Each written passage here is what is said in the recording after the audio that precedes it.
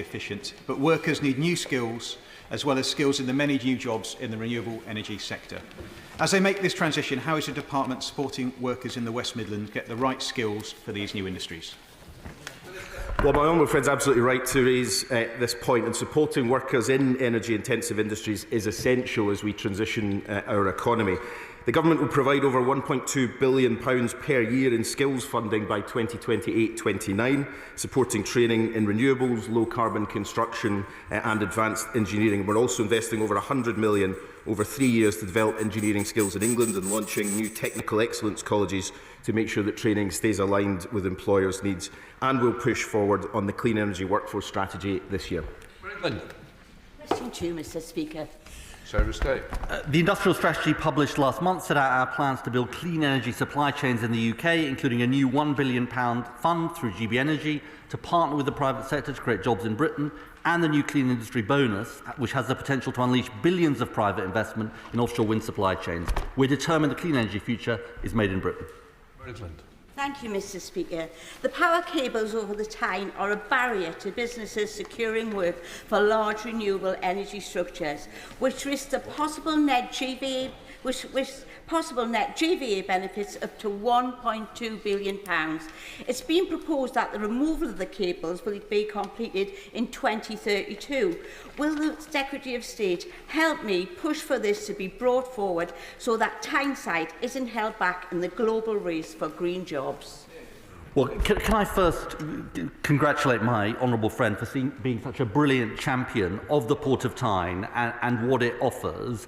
And I think she is right to draw attention to this important issue. Approval of any works to reroute the line is a matter for Ofgem, but we stand ready to engage with her and indeed Ofgem to try and bring this forward. And I suggest that my honourable friend, the Energy Minister, meets with her to discuss this important issue. Thank you, Mr. Speaker.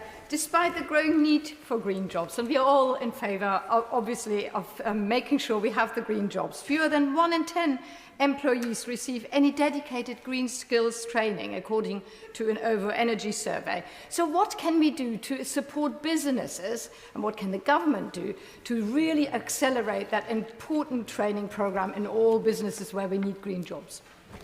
I think the Honourable Lady raises a really important issue, Mr. Speaker, and later on this year we're going to be publishing a clean energy skills plan to address precisely this question. How do we make sure that we equip workers with the skills they need to take advantage of these jobs? This is something that is being led by my right honourable friend, the Education Secretary, in the work that she is doing with Skills England. But there's a whole range of things that we can do. And for the first time, government will publish what the skills needs are for clean energy jobs and how we meet them. And I think that's going to be an important step forward. Dr. Britton. Thank you, Mr. Speaker. As people fly off for their summer holidays, the chances are the steel in the aeroplane's engine comes from the Stocksbridge Speciality Steels plant in my constituency. I'm hopeful about the news that Liberty Steel, who own this site, has attracted potential investors for this asset, which is essential to our national security and with opportunities for net zero infrastructure, including wind turbines. However, uncertainty around the firm means pensions have not been paid to the skilled workforce there for 10 months, causing significant worry and anxiety for the 600 local steelworkers there. What reassurances can the Minister provide to Stocksbridge steelworkers on how the outstanding pension contributions will be paid, including in any future new ownership arrangements? Well, I think my honourable friend raises a really, really important issue about her constituency and the steel industry. And I'd say two things. One, what this government has done, which I'm afraid was not done previously, is set up a dedicated fund for steel to be able to make the green transition. This is something that we talked about in opposition, and we're now actually delivering billions of pounds to help the steel industry transition. On the specific issues of pensions that she raises, I will take that issue up with my right honourable friend, the Trade and Business Secretary. Thank you, Mr. Speaker. The workers of Grangemouth deserved far better than they got from the Labour Government. And to add insult to injury, they have had to watch them pull out all the stops for Scunthorpe and Prax Lindsay. In a written answer to me, the Minister refused to confirm how much money the UK Government had spent to continue operations at Lindsay. So will he now come clean and tell us what is the price they're willing to pay to save jobs in England that they weren't willing to pay to save Grangemouth in Scotland? I mean, the honourable gentleman is so wide of the mark, it's unbelievable. This is an issue. The Grangemouth closure was foreshadowed before this government came to power. We have worked hand in glove with his colleagues in the Scottish government all the way along. Myself and Gillian Martin have been working on it. And for him to try and make party politics out of this issue is frankly a disgrace.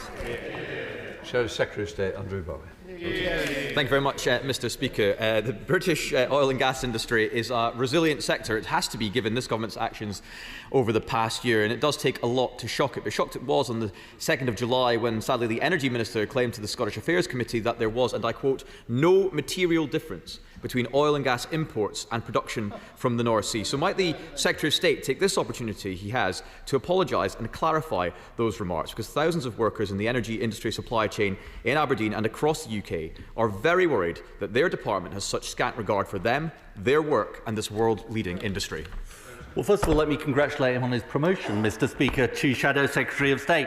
On the specific issue that he raises, we will take no lectures from them. 70,000 jobs were lost in the North Sea on their watch. And here is the difference. We are building the future. The Acorn project, talked about for year after year by that side, nothing done. This government is delivering. Minister Bowie. Mr. Speaker, he won't apologise. That's absolutely fine. The industry already know that this is a government that wants nothing to do with it, takes every opportunity to talk it down and in every effort to shut it down. But in that same session last week, the Minister, sitting to the Secretary of State's left, also claimed, and I quote, that much of the gas that's extracted from the North Sea is exported.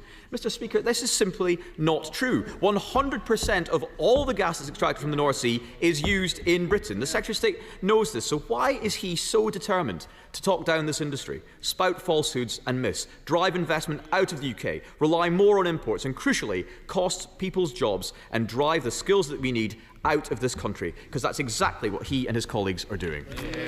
Here is the difference between them and us, Mr. Speaker, which is they would keep us hooked on fossil fuels for time immemorial. They've learned not a single lesson from the disaster they inflicted on this country. Family finances ruined, business finances ruined, public finances ruined. A year on, not a word of apology. Right, Emma Foodie. Question 3, please, Mr. Speaker. Mr. Speaker, with your permission, I'll answer questions 3, 4, 9 and 10 together. Since coming to office, this government has shown how clean power can create jobs across our country. Thousands of jobs in nuclear through our investments in Sizewell C and SMRs, in carbon capture and storage, in offshore wind, in home heating through our Warm Homes plan. That's what it means to deliver reindustrialisation through our clean energy sprint. Emma Foodie. I thank the Secretary of State for that answer. The North East is uniquely placed to be the home of the green energy revolution, including the expansion of the Energy Academy in North Tyneside, providing a skills pipeline. How will the Clean Energy Industries Plan help to provide the long-term certainty for investment and to deliver good quality job for communities across my Cramlington and Killingworth constituency and the North East? Well, Mr. Speaker, I see the North East as an absolute powerhouse for the clean energy jobs we want to create. And so early on in this government, we did something which, again, had been talked about for years by the party opposite and actually delivered the East Coast CCUS cluster, projected to create thousands of jobs, including benefits for her constituency. And it's not just the direct jobs, it's the jobs in the supply chain. And we have an absolute opportunity, and the North East will be at the heart of this, to lead in the clean energy jobs of the future. Thank you, Mr. Speaker. I declare an interest as the chair of the APPG for critical minerals. And given that building local supply chains in Cornwall is one of the primary means by which, if we're to dig nearly £1 billion worth of stuff out of the ground every year, or pump 95 gigawatts of offshore wind onshore, that local people get the benefit. So what steps is he taking to ensure that supply chain businesses, particularly those of the size that we have in Cornwall, and their workforces get the support they need so that workers and local communities may share in the spoils of that investment? Let me first say how much I love Cornwall, Mr. Speaker. And I love Cornwall for many reasons, but one of the reasons I love it is because of the opportunity it offers to drive the jobs of the future. And you know, I know from my visit, whether it is critical minerals or geothermal or offshore wind. There's just huge opportunities in Cornwall. And that's what the industrial strategy is designed to superpower. That's what the huge investments that my right honourable friend, the Chancellor, made in the spending review will provide. And as part of our clean energy workforce strategy later on this year, Cornwall will be at the heart of it. Thank you, Mr. Speaker. I know the Secretary of State loves Harlow as well. Does the Secretary of State agree that the historic investment in the clean energy secured at the spending review will mean thousands of job opportunities for young people, including in Harlow, in renewable energies, in nuclear, in energy efficiency, and so much more? Mr. Speaker, I love Harlow. And I love Harlow College. And, you know, the visits I've had to Harlow College have been incredibly inspiring. And I've seen with my own eyes those young people who are so enthusiastic. I remember talking to them about the green skills, about the jobs of the future. And, you know, when I think about what this government is intending to deliver, it's absolutely about his constituents in Harlow. Trina Murray. Thank you, Mr. Speaker. Will the Secretary of State join me in congratulating TK Murray Limited, no relation honest, an energy-saving contractor based in Kilsyth, on having already cross-trained more than half of their installers? They have the workforce to become fully-fledged installers of air source heat pump technology from gas boilers. This has been facilitated by Warmworks, who have developed a supply chain of more than 30 small and medium enterprises to make more than 750 green jobs a reality. I love Cumbernauld, Mr. Speaker. And let me say, I think my honourable friend raises such an important issue, which is the opportunity there is in relation to heat pump technology. And as we see this growth in heat pumps, this isn't just about a better deal for consumers, it's also about the manufacturing that we can see, and she's given us a great example. Mark Pritchard. If Secretary of State loves Shropshire, and I'm sure he does, I hope he's not going to bulldoze over all of our green belt, but that's another story for another day. When he talks about green jobs, I'm sure he doesn't want to see our fire service deployed more and more.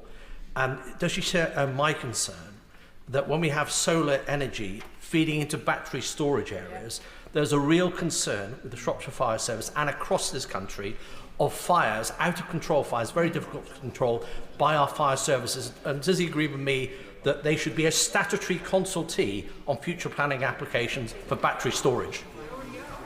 This is an important issue we need to take seriously, and at the moment it is under the health and safety regime, but we are consulting about what the best arrangements can be to make sure that we have the highest standards of safety. There are high standards of safety in place, but as we see the growth of batteries, we want to endeavour, and we will endeavour, to make sure they are maintained.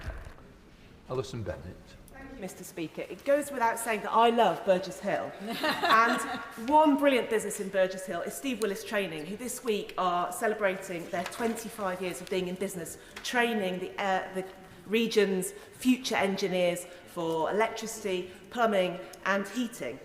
Does the Secretary of State agree with me that it's vital that these businesses are there delivering the skills of the future? And would you like to join me in congratulating Steve Willis Training on being a brilliant family business providing vital skills to the South East? I warmly congratulate Steve Willis Training on their 25 years in operation, and indeed the work that they are doing. And I think the Honourable Lady makes such an important point, which is we can help create the jobs with the private sector, but then the question is, are people going to have the skills to fill them? And it sounds like organisations, companies like Steve Willis Training are absolutely fundamental to that. And sometimes it requires lots of training, sometimes it requires short amounts of training to retrain people into the new technologies like heat pumps, but it's vital that it happens. Thank you very much indeed, Mr. Speaker. People across Basel and Billericay, and indeed across the country, want to see more jobs in energy production, to see cheaper energy. But what they don't understand is why the government is backing some energy, but not all energy. Why is the government insisting on ensuring that jobs in oil and gas are being shipped abroad rather than kept here, while not investing in green energy at exactly the same time? The answer is we're not, Mr.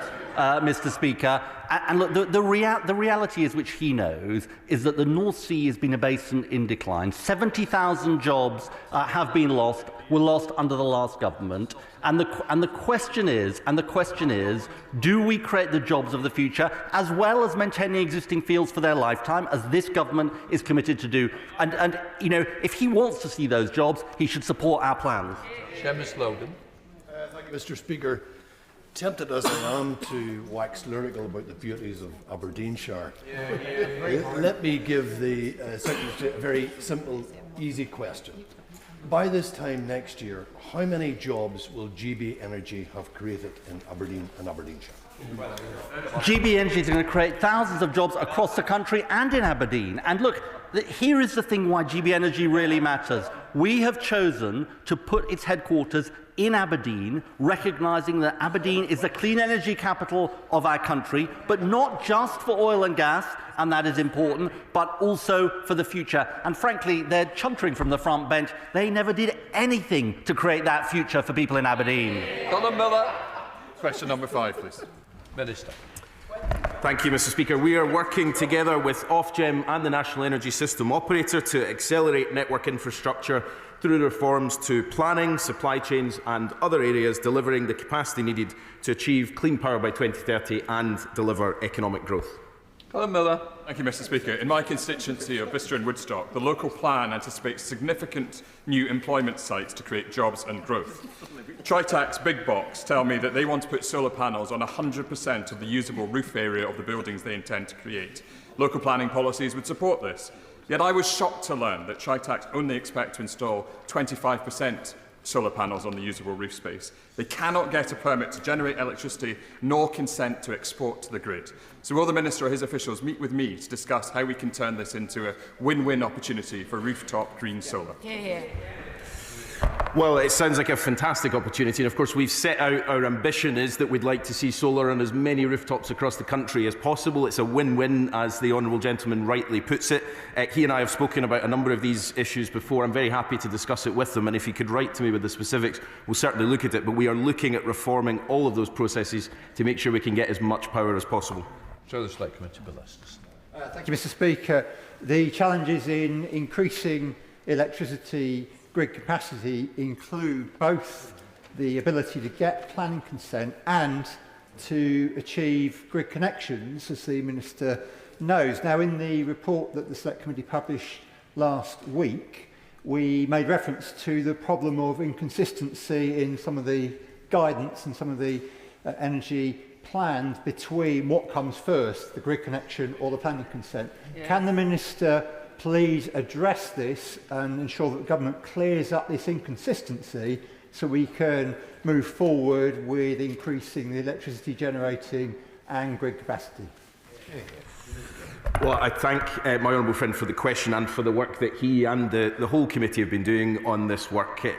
His report has been my bedtime reading every night this week, and it's an important piece of work. He's right about two things. First of all, where processes are not as well aligned as they should be, we absolutely need to look at what we can do to make sure they work much more coherently. But the second point I think his report made, which we're also looking at, is how do we bring together things like the Strategic Spatial Energy Plan, the Holistic Network Design and the Land Use Framework to make sure that we have really coherent plans for across the country so we can plan properly our energy system.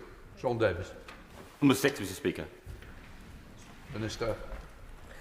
Mr. Speaker, we know that the cost of energy is a huge challenge to businesses across the country. This is why our mission to deliver clean power by 2030 is so important, because this is how we get bills down for good. But whilst we get there, we are taking action to support businesses, including through the new British Industrial Competitive Scheme, which will reduce electricity costs by around 20 to 25% for over 7,000 businesses.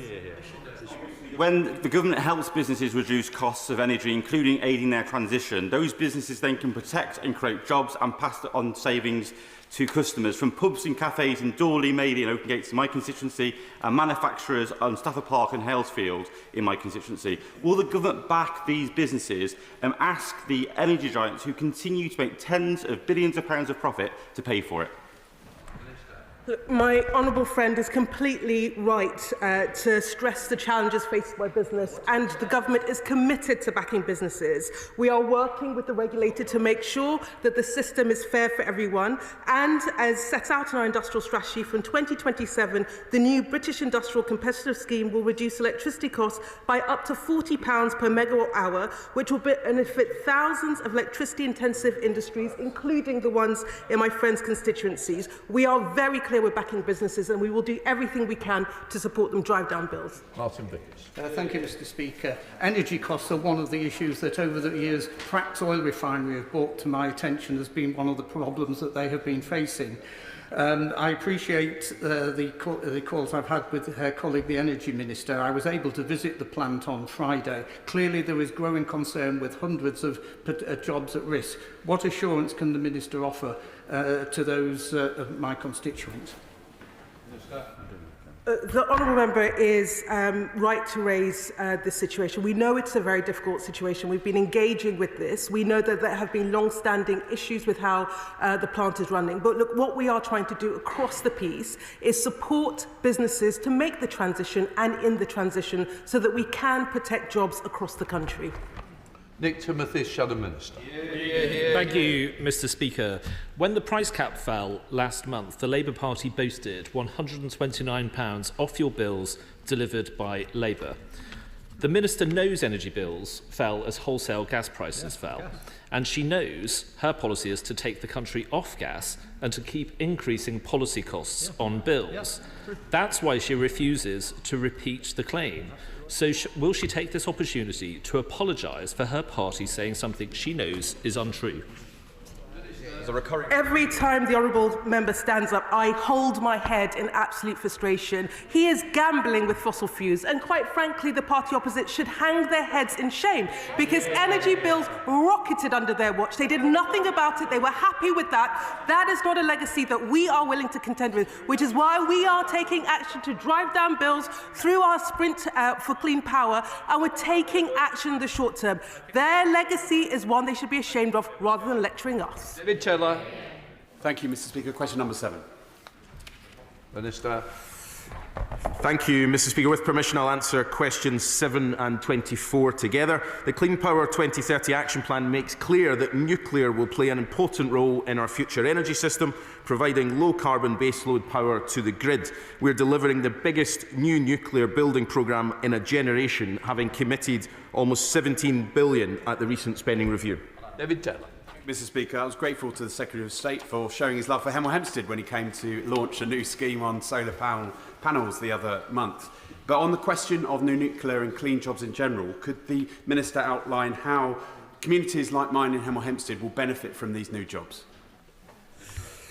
Well, my right honourable friend says we love Hemel Hempstead, and I think we agree on that. So, in answer to my honourable friend's question, the nuclear sector, of course, it's poised for significant growth, which will help deliver on our energy needs in the future, but it is also how we will deliver thousands of skilled jobs across the country. And the Nuclear Skills Plan is a collaborative effort between government, industry and academia, setting out the targeted work that we need to address that skills gap and to bring forward the thousands of apprentices that we'll need to deliver this work in the future. And the regional skills hubs that we have established will help deliver that training support locally to ensure that every community in the country benefits. Adam Thompson. Thank you, Mr. Speaker. Rolls-Royce in Derby has recently been announced as the preferred bidder for the delivery of small modular reactors, which means many of my Erewash constituents will become the beating heart of the workforce who deliver those reactors. Can the Minister explain how Derbyshire's finest SMRs will help end our reliance on foreign oil and gas? Well, my honourable friend is absolutely right. The government is committed to delivering a new golden age of nuclear, securing an abundance of clean power after 14 years of dither and delay from the party opposite. And with that, of course, will come investment across the country. And on the 10th of June, following a robust 2-year process, Great British Energy Nuclear selected Rolls-Royce SMR as its preferred bidder, which will deliver the UK's first small modular reactors subject to final government approvals and contract signature. And the government is making available £2.5 billion across the spending review to enable this to be one of Europe's first SMR programmes. James Shannon. Very much, Mr. Speaker. Can I thank the Minister very much for his answers? Minister, I've always been a supporter of nuclear power. Unfortunately, we don't have the access to nuclear power in Northern Ireland, but I know in discussions with the Minister in the past, he's very keen to ensure that the nuclear modular power or opportunities are available in Northern Ireland. The Northern Ireland Assembly and businesses that I talk to also want access to that. I know the Minister is always committed positively to trying to make things better. So, in relation to that, has the Minister had an opportunity to talk with the relevant Minister at the Northern Ireland Assembly to ensure that access for modular nuclear power is available for us in Northern Ireland? Thanks so much. Well, I thank the honourable gentleman for his question. I regularly engage with the ministers in the Northern Irish Executive, including the Department for the Economy, which of course has responsibility for energy policy in Northern Ireland, and we discuss a range of issues. We're very happy to support the Northern Irish Executive in any way we can with either the technology or rolling out any of the regulatory framework that we've got at the moment. And of course on SMRs, we're really excited about what the opportunity for that poses and happy to discuss that in Northern Ireland as well. Renewable. Number 8, please. Minister. With your permission, Mr. Speaker, I'll answer question 8 and 25 together. We understand that the high energy bills are a challenge for businesses, particularly energy-intensive companies. We are very clear that in the long term, our mission to deliver clean power is the only way that we can bear down on this cost. But whilst we get there, we're providing support needed through the British Industrial Competitive Scheme and the Supercharger Scheme, protecting over 7,000 businesses. Speaker, the UK's industrial electricity prices are amongst the highest in Europe, and it's quite clear that the government's current policies are failing manufacturing businesses in constituencies such as mine. So I'd like to ask the Minister today if she will commit to introducing support that genuinely reduces electricity costs for manufacturers, including tackling high wholesale energy prices, rather than prolonging the uncertainty, which sadly puts local jobs at risk. Mr. Speaker, I will gently remind the honourable member that industrial energy prices rocketed on their watch, with gas prices for non-domestic companies going up by 170%. Absolutely catastrophic for UK PLC. We are taking the action to support businesses by our sprint to clean power and critically by the measures that we're providing through the British Industrial Competitive Scheme, measures that have been supported by Make UK, the British Chambers of Commerce, the UK Steel, the Chemical Industries Association. They dithered, delayed and did nothing to support businesses. We are cracking on and getting on with the job. John Whittingdale. Thank you, Mr. Speaker. On Friday, I visited C&M Precision Limited, which is a small manufacturing company in my constituency for whom electricity represents easily the biggest cost. Can she say what she is doing to listen to small businesses, SMEs like C&M, who feel that their voice is simply not being heard?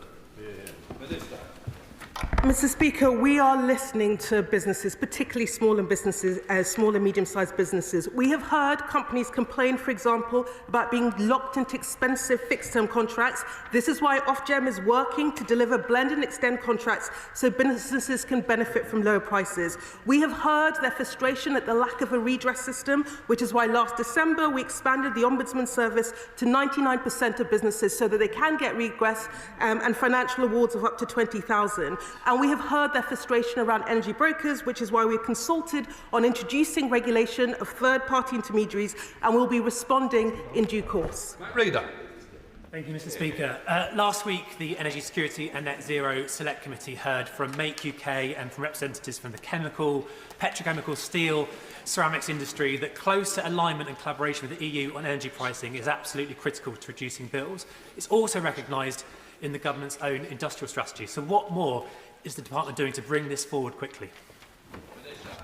My honourable friend makes a very good point. Look, industry voices have been calling for that closer alignment. They have particularly been calling for closer alignment on the ETS. This is something we've heard from UK Steel, from the CBI, from Make UK, energy-intensive users groups. And we believe that those stronger linkages are the right thing to do to cut red tape at the border, to protect consumers from higher costs, and critically to boost trade and growth, which this government is absolutely committed to doing. Mr Speaker, one way to drive down energy costs, including for energy-intensive industries, could be to help cut curtailment costs by encouraging co-location of new energy-intensive industry sectors with some of those renewable sectors we're currently having to pay to switch off. What conversations have the ministers been having about, as we start to roll out more data centres across the country, how these could be optimally located to help reduce our energy bills at the same time? My honourable friend makes a very good point, as always. We are working across government, so we are working as part of the AI Council. Our colleagues in DBT, as well as our colleagues here in the DESNES Department, are working to make sure we have that coordination, that collaboration to support businesses on the ground. Martin Coder. 11, Mr Speaker. Minister. Thank you, Mr Speaker. We will continue to support new renewables through the Contracts for Difference scheme in conjunction with initiatives such as the Warm Homes Plan, Future Home Standard and the Boiler Upgrade Scheme.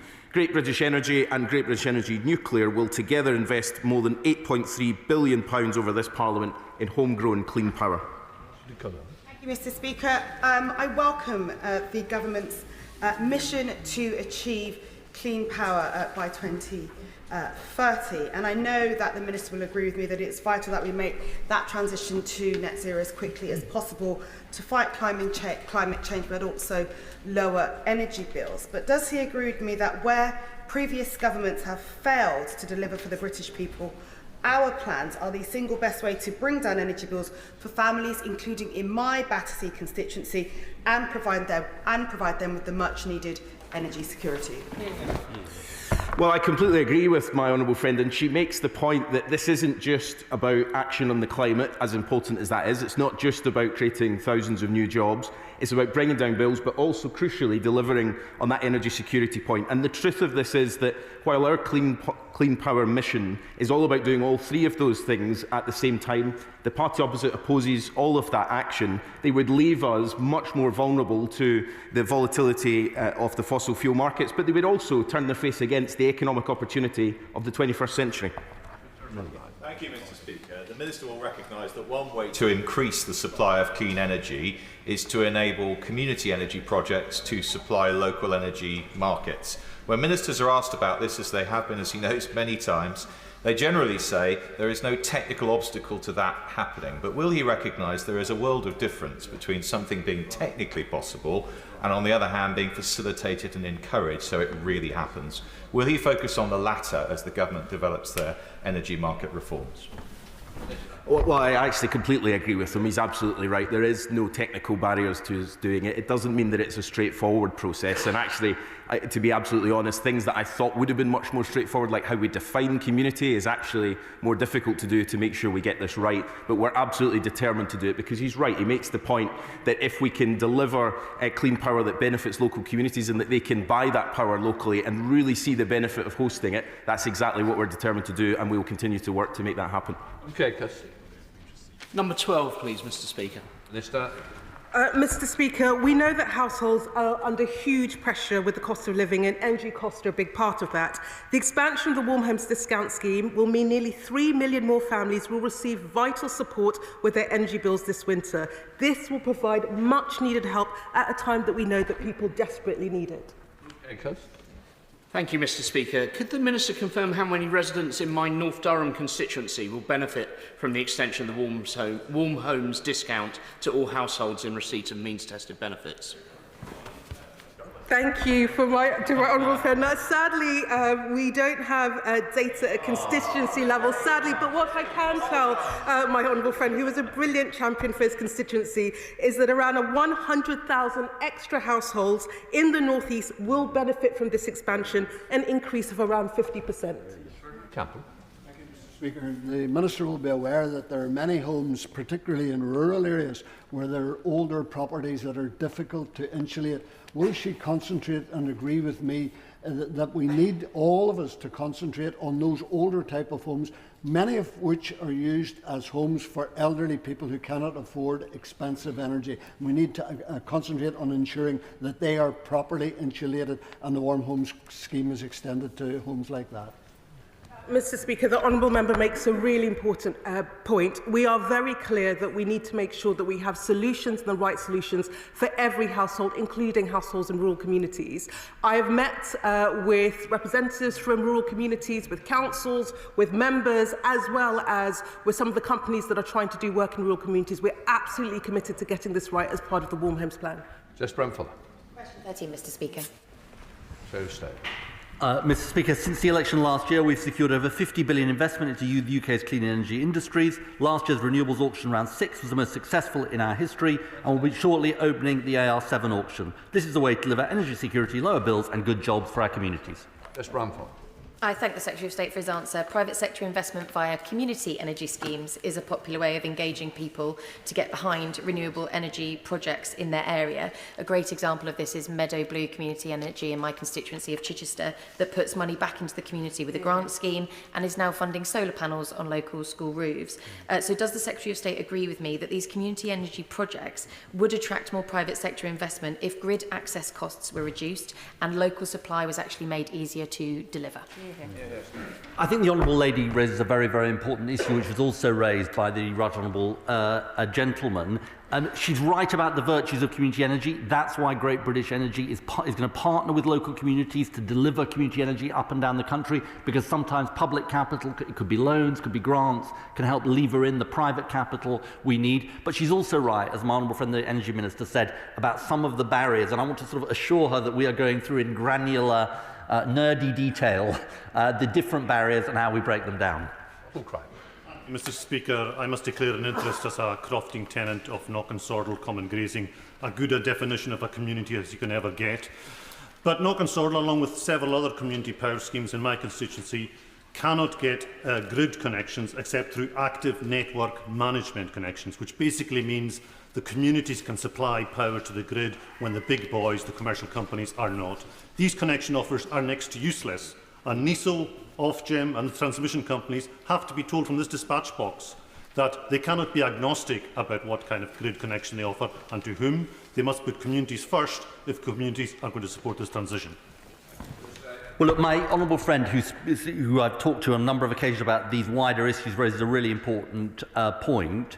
Let me take away, I was talking to the Energy Minister, let me take away the point he raises about this access question, because we are committed to driving forward community energy, and we will talk to NISO and Ofgem to get it right and make sure it happens. Question 14, please, Mr. Speaker. Thank you. Yesterday, the Secretary of State gave an incredibly important statement to this House, outlining the crises we face when it comes to climate change and the decline of nature. Tackling this starts with being honest about the science and what the experts are telling us. We know that we can only have climate security for future generations by acting at scale today. Thank you, Mr. Speaker, and I thank the Minister for her answer. Energy security isn't just important for its work that will help to bring bills down now, but does she agree with me that it's also vital for the future and protecting future generations, including in my constituency of eminently lovable Watford, because those young people are the people who will face the climate change consequences in years to come? Thank you. As someone who grew up in Luton, I'm not sure I'm allowed to say I love Watford. There's an age-old rivalry there. But yes, we know that acting now with our clean energy superpower mission, scaling up renewables, reinforcing the grid and reducing our reliance on volatile fossil fuel markets will mean a cleaner, more secure future for future generations. That is why, unlike the party opposite, we are following the science and we are showing the leadership that's needed at home and abroad. Thank you, Mr. Speaker. Around Beverley, there are proposals for 5 solar farms coming altogether to 465 megawatts. Can the Minister assure my constituents that the scientific evidence that will be used to assess this will include the cumulative impact of these projects on the area around Beverley? Yes, of course, we look at the cumulative impact of these developments. Having been in the department, he will know that we have an excellent team of scientists led by Professor Paul Monks. I do want to pay tribute to him because he is standing down later this year, and I'm sure the honourable member will want to do so too. Should the Secretary of State, Claire Coutinho, and congratulations on your marriage. Thank you, Mr. Speaker. The Secretary of State tried to argue yesterday that he's a climate change believer and everybody else who disagrees with him is a denier because he doesn't want to engage with any legitimate criticism of his policies. He is offshoring British industries and otherwise replacing British goods with dirtier imports with higher emissions. So can the Honourable Lady confirm where the scientific evidence is that that will help to tackle climate change? That's the question. Well, perhaps if the Right Honourable Member had been here yesterday, she'd have been able to engage with the Secretary of State about that then. The science is absolutely clear. Every avoided fraction of a degree of warming makes a difference to the severity of climate impacts. That's why the Prime Minister went to the Global Leaders Summit at COP29 last year to announce a new 1.5 degrees aligned NDC. That's why we'll continue to show international leadership. Christine Jacques. Thank you very much, Mr. Speaker. Question number 15. Minister. Mr. Speaker, the government has stepped in to ensure a more controlled and carefully managed phase-out of the radio teleswitch service. I have been engaging directly on this and meeting with both Energy UK and Ofgem fortnightly to discuss progress and suppliers' phase-out plan. And my focus and priority is absolutely clear to ensure that there is no impact on consumers and that we minimise any consumer detriment. Christine Jaldi. Thank you very much, Mr. Speaker. I welcome the government's change in course because the previous hard deadline would have left many people in my constituency of Edinburgh West vulnerable, indeed unaware that there was any need to change the meter. But there's still a big problem in Scotland. There's 100,000 people who still are waiting on meters or may be unaware. So while she's engaging with the community, could the Minister tell us, please, what she's doing in Scotland to ensure that those rural communities specifically are approached and that vulnerable people get protection? Mr. Speaker, we've been working really closely with the Scottish Government. We've been engaging with Scottish MPs. We know that there is about 97,000 metres that we need to replace in Scotland. All of those households have been contacted multiple times. In addition to that, because we know there are particular challenges in some of our rural communities, we have done a sprint where suppliers are working together in collaboration with the local authority in order to get those replacement rate down. What I can reassure her is that no area will be switched off without us contacting consumers to inform them and allowing them to book in emergency appointments, and critically without informing MPs as well as local authorities so that we can do this in the best possible way. Good swallow. Number 16, please, Mr. Speaker. Minister. The Committee on Climate Change report made clear the progress we have made in the past 12 months, overturning the terrible legacy of the party opposite who turned their back on climate action. We know clean power is the route to energy security, lower bills and good jobs. It's a shame the Tories and reform are still stuck in the past. Mr. Speaker, the Climate Committee report says the UK should be proud of its approach to consistent and sustained decarbonisation, but we know there's much more to do. This week, Bracknell Forest Community Climate Action are hosting a summit to discuss what can be done locally to address climate change and support nature. Does the Minister agree that local initiatives like this demonstrate the strong public support for action on climate change? Yes, we know that there is strong public support and we're keen to engage more at a local level with groups like Bracknell Forest Community Climate Action. That's why we've set up the local Net Zero Delivery Group to work with councils and mayors, and that's why we'll be producing a public participation strategy later this year. I very much hope that the honourable members' constituents will get involved with that. Dr. Dunn-Chambers. Thank you, Mr. Speaker. Well, the Minister join me in congratulating the fantastic Lib Dem-run Winchester City Council for being rated the greenest council in the UK by Climate Action UK. That's a lot of work from politicians, and it does show what politicians who believe in this issue dearly can achieve if they crack on and deal with it, rather than weaponising it as some kind of culture war. Yeah, I'm happy to join him in congratulating his local council. And I was at the LGA week before last, I think, with the local Net Zero Delivery Group, which is where we've got representation from all areas of local government, really keen to see how we can learn from the best and translate that into action for others that need a bit more encouragement. Helen Maguire. Question 17, Mr. Speaker. Minister.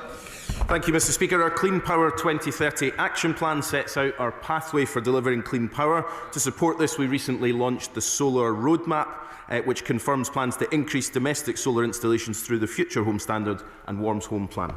Maguire. Mr. Speaker. Over 50% of our food and 2.7 billion in life-saving medicines depend on the cold chain, but operators face soaring energy costs and growing grid instability. In Epsom and Newell, SunSwap is pioneering battery and solar-powered refrigeration, cutting emissions while protecting vital supply chains. Will the Minister commit to targeted support for renewable energy innovators like SunSwap, whose technology can strengthen both sustainability and national resilience? Well, the Honourable Lady is right that we've got an enormous amount of innovation in this space and real potential to meet our future needs, not just from the pathway that we've outlined, but through innovative solutions like the one she mentions that provide that specific support to targeted industries. I'm very happy to look more into the proposals that she makes and to look at the funding that is available for innovation. And if she wants to write to me with any details, I'll happily follow up. Ed Robertson. Thank you, Mr. Speaker. Business in the village of Fradley in my constituency has a plan where they want to put millions of watts of solar on their roofs of their businesses. Unfortunately, they can't proceed with that application because there isn't sufficient export capacity on site. They will never export a watt of that electricity. It doesn't even meet it meets a fraction of their energy needs. Will the Minister meet with me so we can discuss how we can make some regulatory changes to support projects like this? Well, my honourable friend makes a point that I think has been raised by others in this debate, and it's why we're looking so closely at the granular levels of detail and how the system works to make sure that the regulatory landscape does deliver on opportunities like that. I'm very happy to meet with them to discuss it further, and we're taking that really detailed look at every single aspect so that communities, businesses and others can benefit from being able to export much of this power into the grid, which helps, of course, the country with its energy needs, but also helps deliver a benefit for those local communities. Alex Brock. Question 18, Mr. Speaker. Minister. With your permission, Mr. Speaker, I'm responding to questions 18, 22 and 23 together. Look, we believe that the best way to protect households permanently is through our mission to deliver clean power by 2030. This, combined with our Warm Homes plan to upgrade millions of homes across the country to make them warmer and cheaper to run, will drive down energy bills and make cold homes a thing of the past. But whilst we make that transition, we know that we need to support people, which is why we're extending the Warm Homes discount. Thank the Minister for her response. Almost 10% of people in my constituency of North East Hampshire are living in fuel poverty, and I agree with the Minister that investing in renewable energy would help to tackle this. So how is the Minister working with MHCLG to empower local authorities to develop their renewable energy generation locally, for example by following Europe's lead in putting solar panels over car parks to make energy more sustainable and cheaper? The Honourable Member is completely right. There is a big push to work with local authorities, to work with regional authorities to make sure that we are not only generating renewables that can impact on bills, but also that we're doing the job of upgrading homes. Through local energy action plans, we for the first time have local authorities working with NESO and other system operators to drive this. But critically, we believe that local authorities, regional authorities have a crucial role to play in upgrading millions of homes across the country.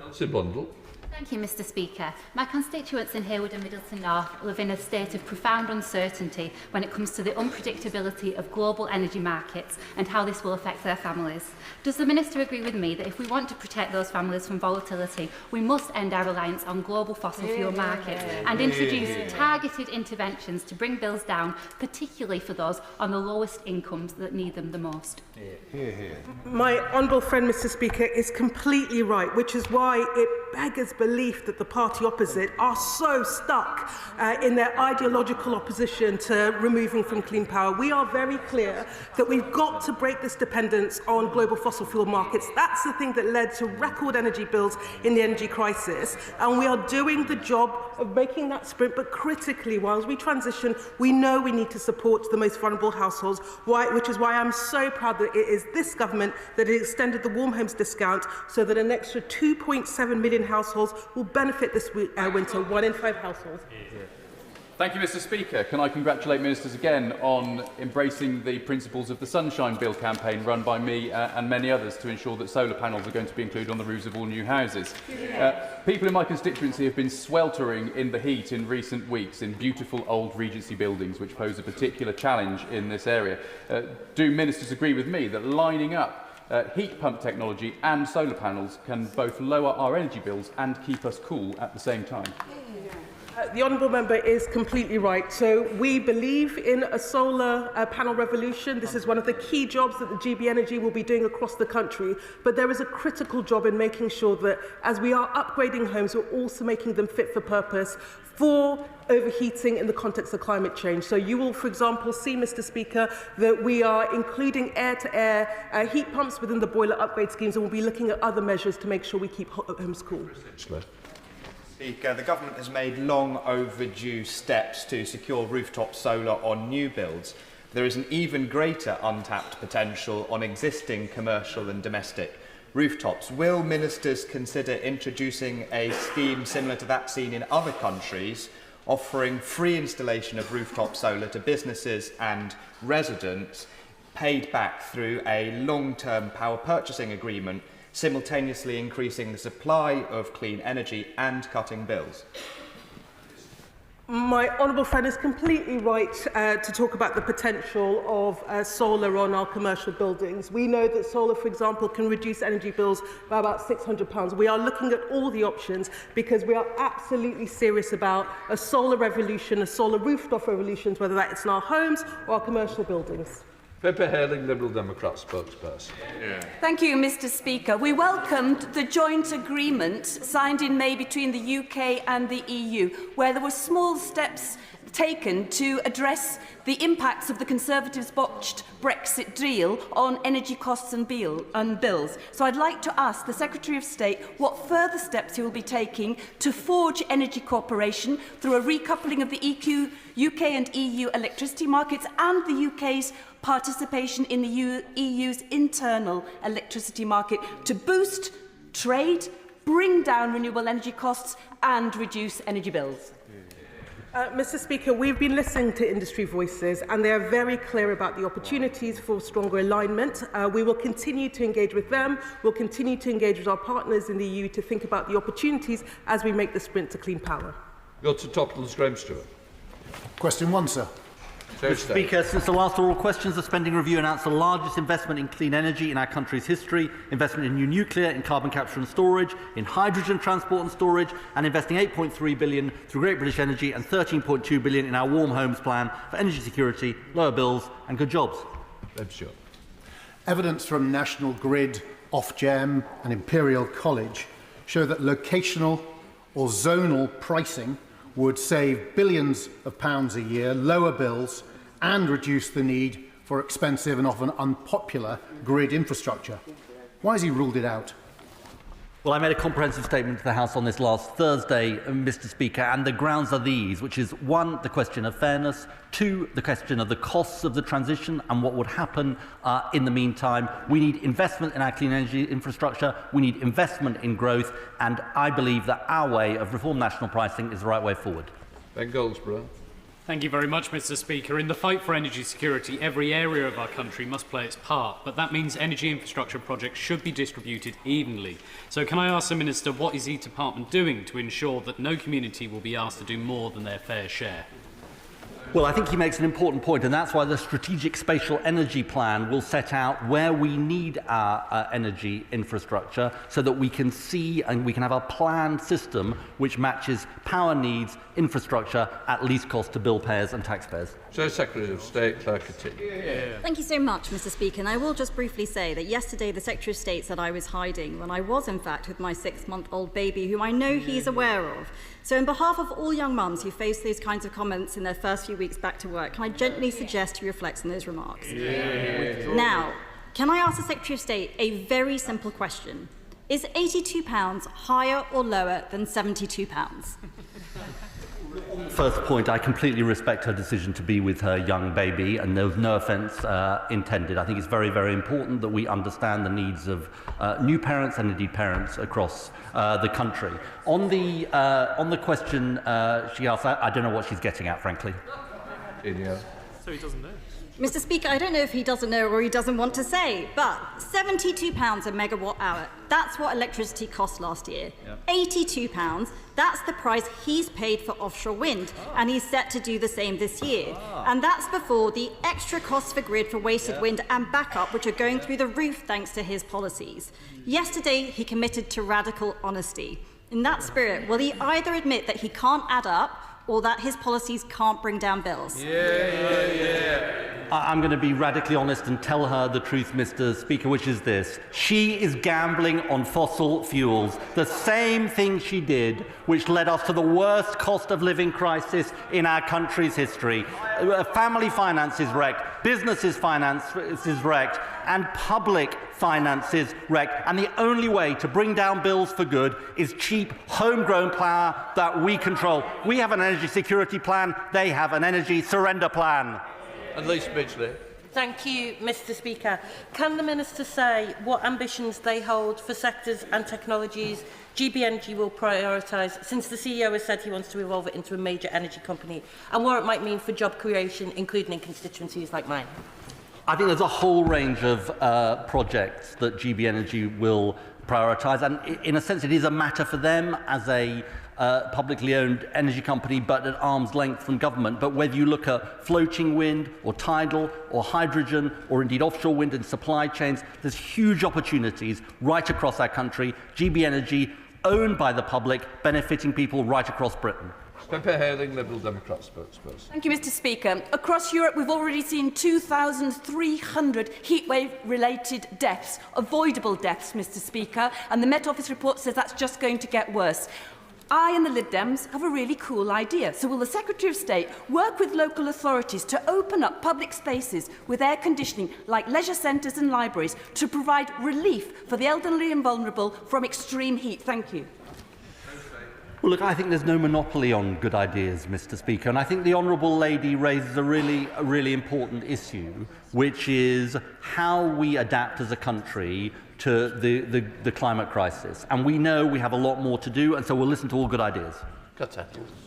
Thank you, Mr. Speaker. In my constituency of Stourbridge, I'm proud that we have the first example in the country of a high-energy use craft which has transitioned fully to renewables, and work with a UK manufacturer to create a super-efficient electric furnace, and that is Alistair Malcolm Glass at the Stourbridge Glass Museum. Will the Minister come to Stourbridge and visit Stourbridge Glass Museum with me to highlight it as an example for others to follow and protect high-energy use heritage crafts across the country? Well, look, I think it's actually a great example that she's raised, and I'm going to take a risk and say, yes, I will come to Stourbridge. I love Stourbridge, and I look forward to seeing this project. Hello, Daniel. Mr. Speaker, the government's new Scope 3 guidance for offshore projects is hugely welcome. We are already battling deadly heat waves and overshooting climate limits, so it's critical that we stop extracting new oil and gas. Given that there is no scenario in which Rosebank or indeed any new oil and gas wells are compatible with limiting global temperature increases to 1.5 degrees, why is this government trying to delay recognition of that climate reality by saying that applications will be considered on a case-by-case basis? And will he please just give us a conclusive science-backed answer now and confirm that Rosebank won't be going ahead? Firstly, I would just say that, of course, the government follows the regulations that we've put in place quickly, and applications must be considered on a case-by-case basis. That's the way anyone would expect them to be dealt with. I'm not going to say on the floor of the House any more about those particular applications. There are live decisions that will be made in due course by the Department.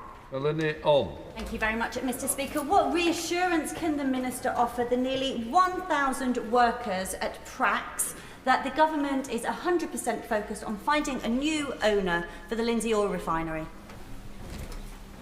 Well, firstly, Mr. Speaker, I'd repeat what I've said before, that we're obviously hugely disappointed by the way that the owners dealt with the company, and I repeat the pledge that I've made, the ask that I've made here a number of times and in writing to the Chief Executive, that he should put his hands in his pockets and do the right thing by the workforce there. We're doing everything we can as part of the insolvency process to safely manage the refinery and, of course, to look at whether there are buyers interested in taking it on. Thank you, Mr. Speaker. The OBR's latest central estimate puts the cost of achieving net zero by 2050 at £803 billion, with half of this cost attributed to lost fuel duties. Does the Secretary of State accept that the government will need to increase duties elsewhere, including on renewables, which could push bills up further? I think the most significant thing about the OBR report, Mr. Speaker, is it says there is an 8% threat to our GDP by 2070 in a 3-degree world and a 56% rise in the debt to GDP ratio if we do not act on climate change. That is the most important thing from that report, which I recommend to all honourable members to read over the summer. Juliet Campbell. Thank you, Mr. Speaker. I have received numerous emails from my constituents in Broxtowe raising concerns about the loss or threat to meadows. Meadows are critical to our environment and have been part of our natural heritage for centuries. Meadows provide a wealth of benefits such as unique wildlife habitat, flood alleviation, and promotes clean energy, clean air. Without better protection, remaining historic meadows and their ecological value risk vanishing beneath our feet. So will the Secretary of State commit to including the protection of meadows to the list of irreplaceable habitats? Okay. I appreciate the honourable members' concerns. It's a matter for DEFRA, but very happy to talk to them as they bring forward their land use framework. We think nature-based solutions to climate change really important, so we very much engage with our colleagues in DEFRA on these issues. Maddie. Cyfarwydd, solar developers are not playing by the rules when it comes to accessing land of people on Ynys Môn. Government guidance say that developers must act reasonably when trying to obtain permission to access the land. My constituents have received threatening emails and even cases of developers trespassing on land. Does the Secretary of State condone this sort of behaviour, and does he believe that the current guidance is strong enough to protect constituents like mine?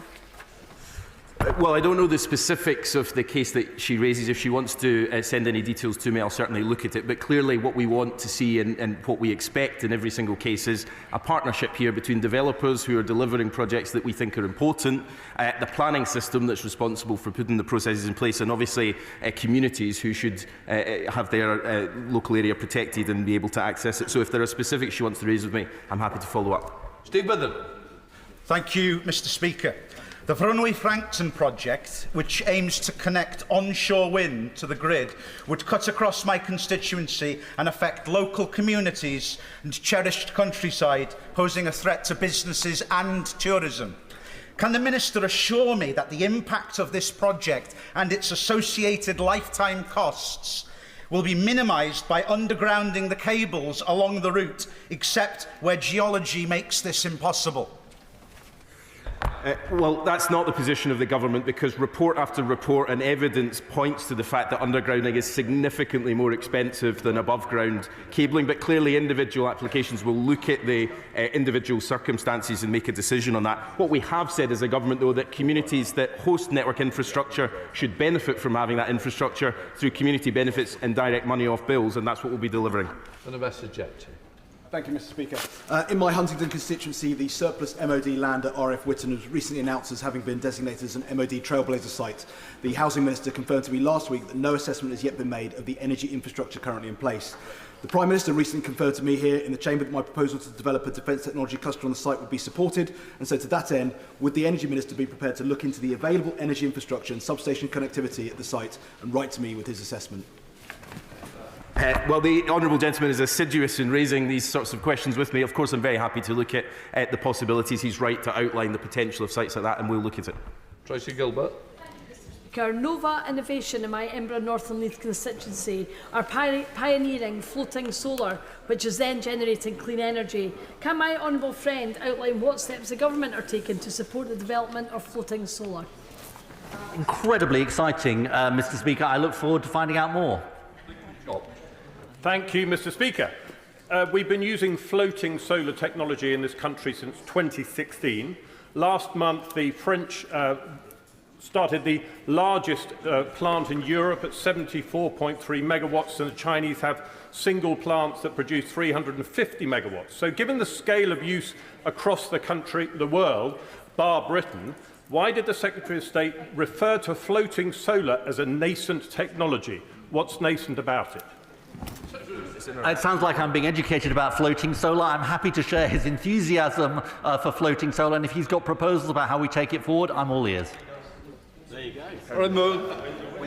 Whereas, Mr. Speaker, in France, Germany, Croatia and elsewhere in mainland Europe, they're taking geothermal energy very seriously. I was disappointed that geothermal energy got little mention in the industrial strategy, particularly as there's estimated to be 30 gigawatts of energy in the Cornish granite batholith. Will the Secretary of State meet with me to discuss how we clear the barriers to unleash the potential of the Cornish granite batholith? Well, I thank my honourable friend who always raises the huge potential of Cornwall in this House in the energy space. He's right to talk about the potential for geothermal. We're hugely excited about the opportunities that presents. I'm very happy to meet with him and others to discuss further how we can take it forward. Thank you, Mr. Speaker. I'm already being contacted by constituents in North East Fife who are worried about affording energy bills this winter, but don't feel that the service they are getting from the energy companies is properly supporting them. What steps is the government doing to make sure that energy companies do provide the support that they need? Mr. Speaker, we are very clear that energy companies have strict obligations to follow. We are working with Ofgem to make sure that they do adhere to those obligations, but we're also doing the job of reviewing Ofgem to make sure that it is a proper consumer champion with both the mandate but the powers to work on behalf of consumers and reform this market so it works in the interest of our constituents. Final question, Brian Lishman. Thank you very much, Mr. Speaker. Over 100 INEOS chemical employees are to lose their jobs at Grangemouth because the refinery closed. The £200 million commitment for Project Willow doesn't help them in the here and now, and it's frankly an insult to the workers who are about to lose their livelihoods by talking about training opportunities at Forth Valley College that are not being afforded to them. What has the government actually done and are going to do for those workers that don't have the same redundancy or training package as the refinery workers? Well, we are looking at, in the round, how we can deliver jobs and opportunities in the Grangemouth site. The National Wealth Fund made the unprecedented commitment for £200 million. I've been meeting with potential companies that are interested in developing projects there to make sure we get them over the line. We've delivered on the training guarantee. We've delivered support above the Falkirk and Grangemouth growth deal. We're doing everything we can to support the workforce there, and we'll continue to do that. Right, can we let the front benches change over?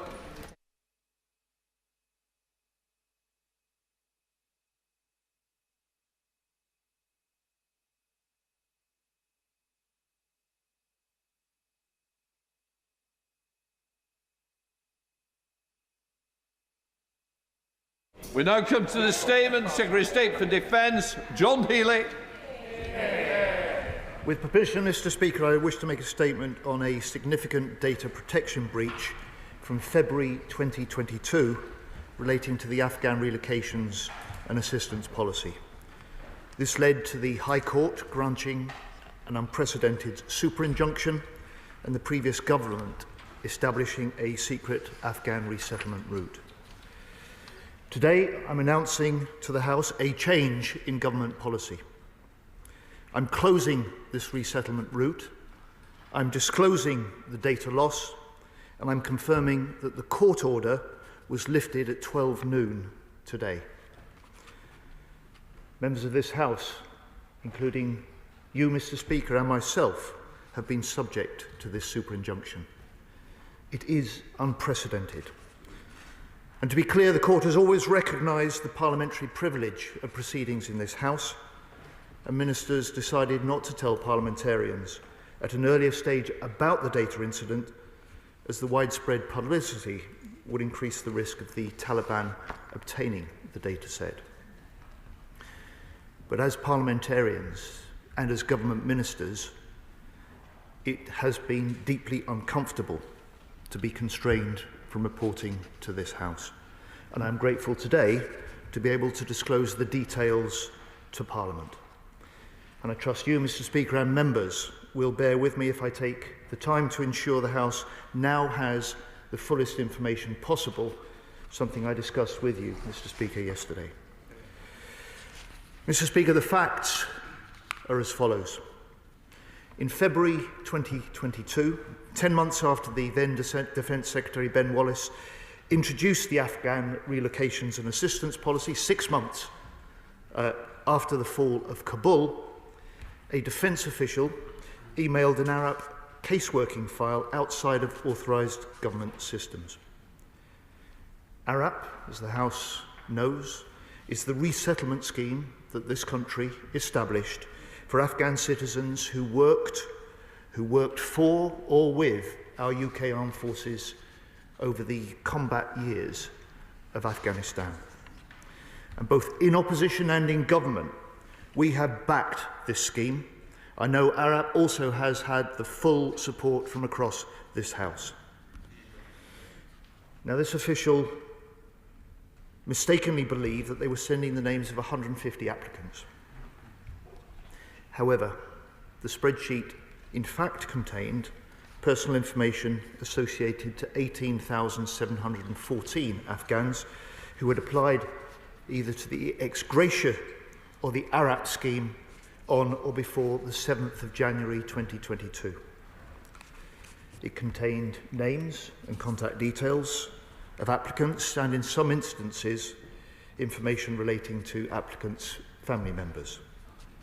And in a small number of cases, Mr. Speaker, the names of members of Parliament, senior military officers and government officials were noted as supporting the application. This was a serious departmental error.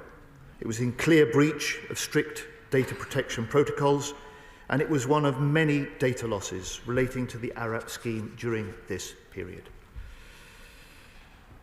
Now, previous government ministers first became aware of this data loss in mid-August 2023, 18 months after the incident. They became aware of the loss when personal details of 9 individuals from the dataset appeared online. Action was taken to ensure they were swiftly removed. An internal investigation was conducted, and the incident was reported both to the Metropolitan Police and to the Information Commissioner. The Met deemed that no criminal investigation was necessary, and the Information Commissioner has continued to work with the department throughout. However, journalists were almost immediately aware of the breach, and the previous administration applied to the High Court for an injunction to prevent the data loss becoming public. The judge deemed the risk warranted going further, and on the 1st of September 2023 granted a super injunction which prevented the disclosure of the very existence of the injunction. Mr. Speaker, that super injunction has been in place for nearly 2 years, during which time 8 media organisations and their journalists have been served to prohibit any reporting.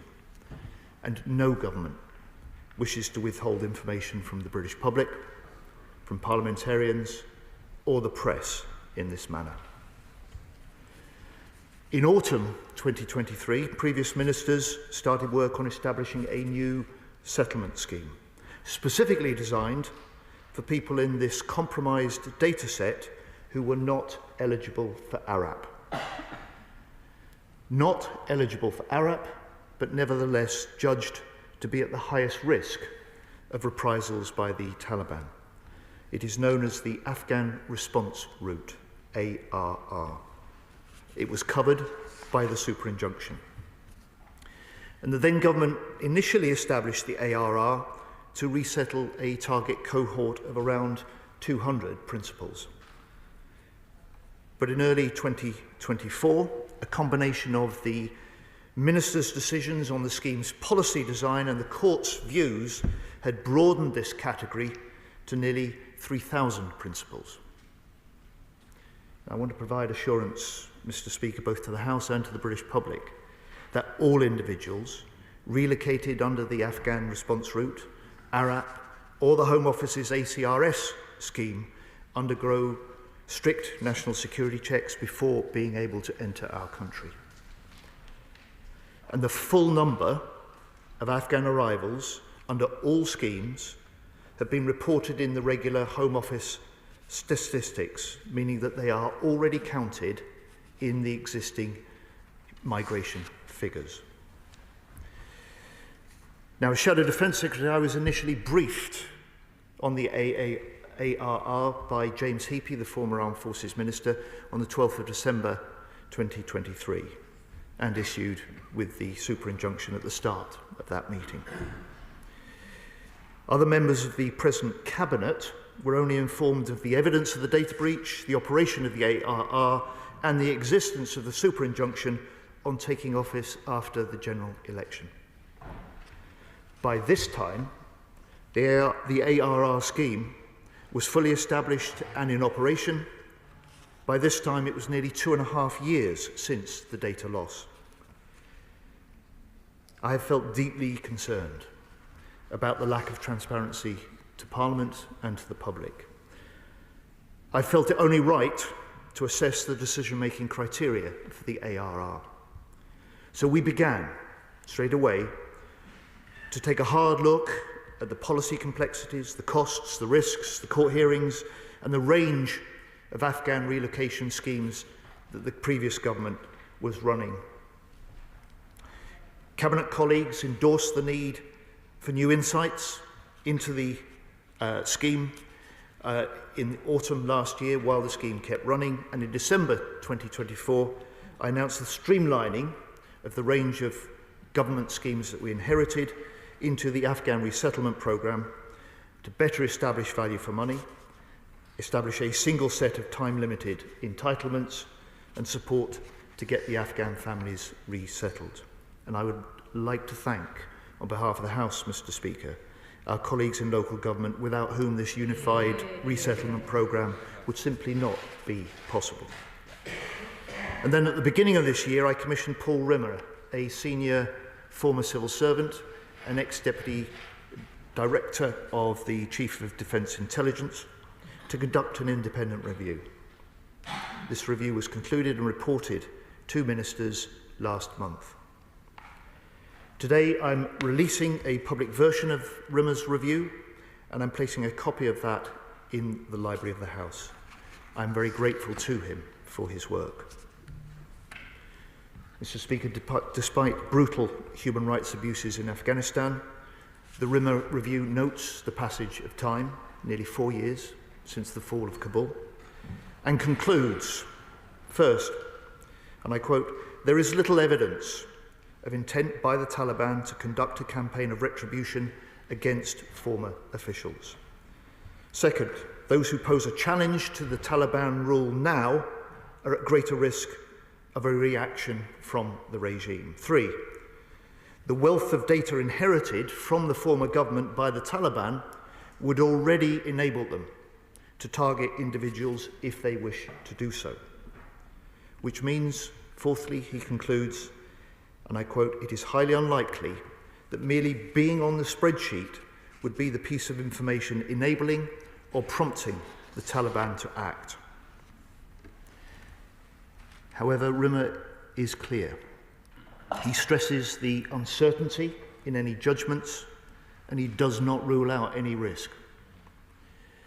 Yet he concludes, given this updated context, that the current policy we inherited appears, and I quote, "an extremely significant intervention to address the potentially limited net additional risk the incident likely presents." Mr. Speaker, the Rimmer review is a very significant but not the sole element in the government's decision to change policy. To change policy, to close the ARR, and to ensure that court order is lifted today.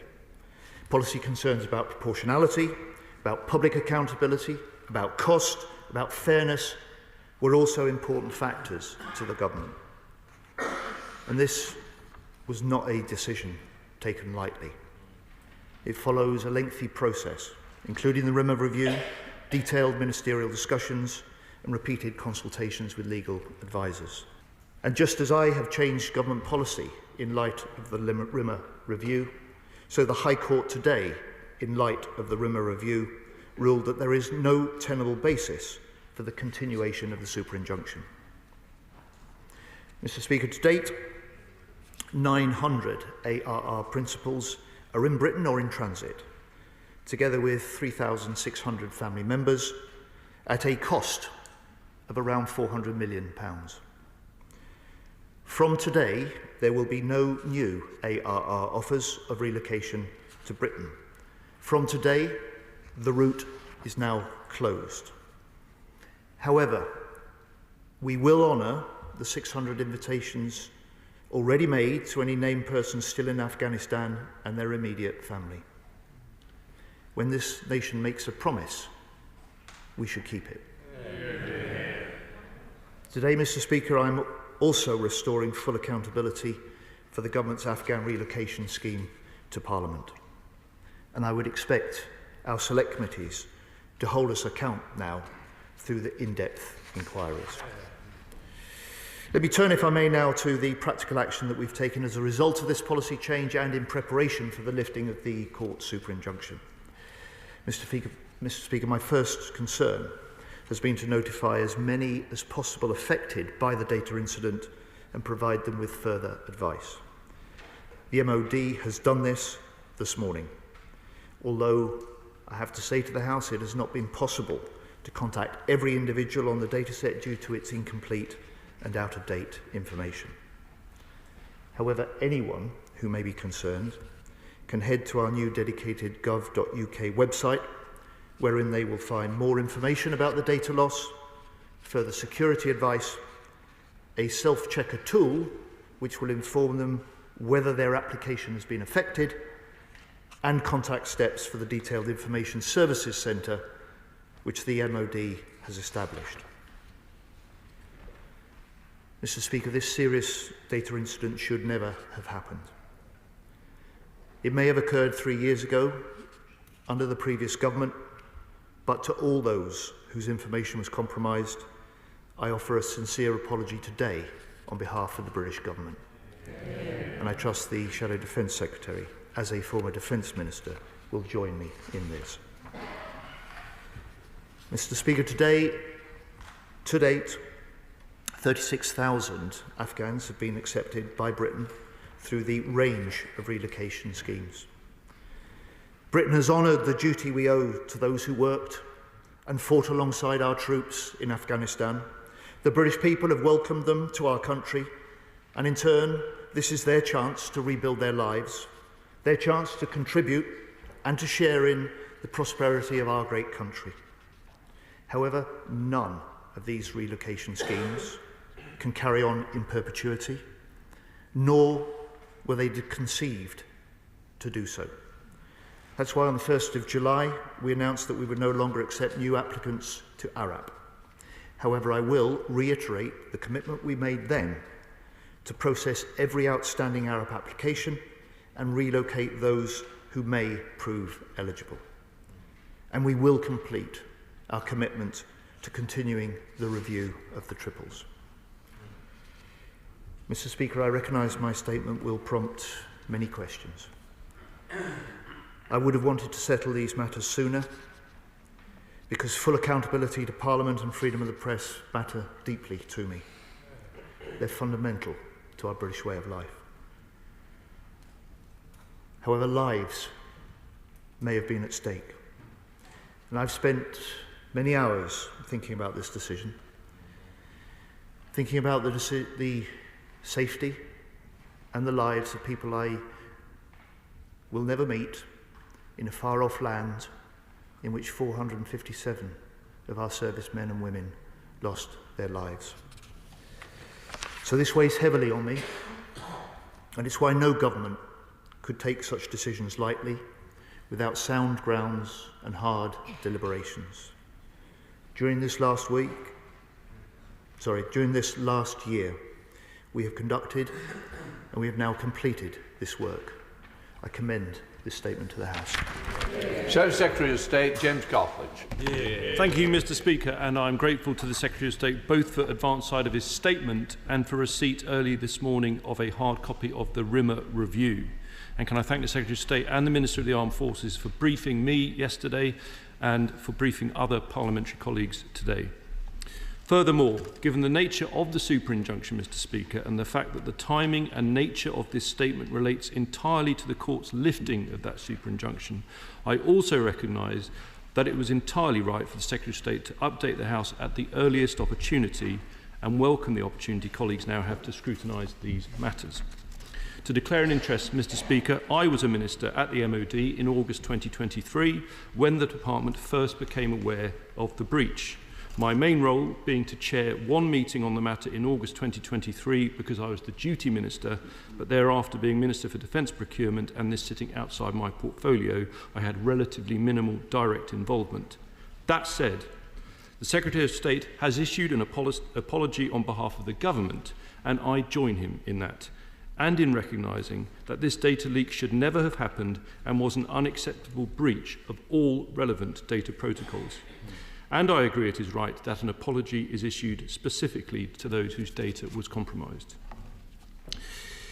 It is nevertheless a fact that cannot be ignored that when this breach came to light, the immediate priority of the then government was to avoid a very specific and terrible scenario, namely, an error by an official of the British state leading to torture or even murder of persons in the dataset at the hands of what remains a brutal Taliban regime. As the Rimmer review confirms, that scenario, thankfully, appears to have been avoided. Of course, the Rimmer review was set up in January and reported to the Secretary of State in June, as we understand. I want to be clear, Mr. Speaker, it is entirely appropriate that the Secretary of State has sought to update the Department's understanding of the threat on the ground in Afghanistan that exists today, particularly for those persons in the data set who had previously been concluded to be at greatest risk of reprisals. However, the House will appreciate that when ministers became aware of this data breach in August 2023, we did not have the luxury of 6 months to assess the situation. As Rimmer says at paragraph 53, and I quote, the review notes that the passage of time is particularly relevant. And I know that my former ministerial colleague, former Minister of the Armed Forces, James Heapy, who led the response to the leak, will have been focused entirely on what he saw as his duty of care to those at risk of reprisals, based on the threat assessment that pertained at the time. But any threat picture is constantly evolving. And as I say, I support the Secretary of State's decision to review the MOD's understanding of the threat, and given the latest situation as reported by Rimmer, we support his conclusion that the Afghanistan response route, the ARR, can now be closed. Turning to the super injunction, I do entirely understand why this will be the subject of considerable interest, particularly for the newspapers and media outlets concerned. We have an independent judiciary, and it is not for me to comment on either the decision to grant the injunction in the first place, nor to lift it today. But it is surely telling that the Rimmer Review paragraph 56 states that planning at the time the government became aware of this breach in the summer of 2023 was based, and I quote directly, on a risk judgment that were the Taliban to secure access to the data set, the consequences for affected individuals may be serious. Had that not been the case, no doubt the court would have been less likely to grant the injunction, and certainly not a super injunction. So on the leak, can the Secretary of State confirm that this was by a civil servant and that ministers at the time took steps to change the casework procedure, i.e. not using spreadsheets sent by email, but moving to a more secure system fully within the entirely secure network? And can he confirm that although the data set was circa 18,000, only a relatively small portion of that data set was identified as being at high risk of reprisals, and only a small number have been settled here, which is why, as he stated today, the cost is around £400 million, not the figure of £7 billion that is being reported elsewhere? And can I agree with him that now that these matters are rightly in the public domain, that given the reassessment of the threat in the Rimmer Review, it would be wholly appropriate for the Select Committee and others to look into these matters further? Can the Secretary of State comment on one very specific item being reported? That, and I'm not referring to the person who made the leak, but another apparent third party who obtained some of the data was engaged in blackmail. Did the original Metropolitan Police investigation look at this? And if not, will he consider reopening it so that the police can have another look at that very specific point, which is very serious in its implications? Finally, we must recognise the huge role played by Afghan nationals in support of our armed forces. But any policy in this area must always be balanced against our own national interest. We support the government in closing the ARR scheme, and as we did with their decision to close the full Arab programme. Mr. Speaker, can I welcome the tone in which the Shadow Defence Secretary has responded. Can I welcome him joining me in the apology on behalf of the British Government to those whose data has been compromised? And can I welcome also his acceptance that he put it's entirely appropriate for the Defence Secretary now, as part of a new government, to look to up-to-date the Department's assessment of the threat. And I am very pleased, and the House will have noted, that he supports RIMA's conclusions and my policy judgments that the Government has announced today. He is right. RIMA, in simple terms, gives us a revised, up-to-date assessment of the risk, and in particular the risk of those individuals whose data may be on that spreadsheet. And he does confirm, highly unlikely, that their name on the data set increases the risk of them being targeted. Mr. Speaker, he asked me 3 or 4 specific questions. He asked about the official. It was a defence official. I can't account for the improvements in data handling that the previous ministers might have taken. What I can say, when I did his job in that period of opposition, was that this data leak was just one of many from the Afghan schemes at the time. And what I can say is that since the election in this last year, we as a government have appointed a new Chief Information Officer. We have installed new software to securely share data, and we have also completed a comprehensive review of the legacy Afghan data on the casework system. On the question of the £7 billion, Mr. Speaker, which I think he may have picked up from court papers, this was a previous estimate. It is not related simply to the Afghan recovery route. It is an estimate of the total cost of all government Afghan schemes for the entire period in which they may operate. And the significance of the decision that I've announced today means that that cost to the taxpayer as a result of the policy decisions we've taken today, compared to simply continuing the policy and schemes we'd inherited, means that the taxpayer will pay 1.2 billion less over this period.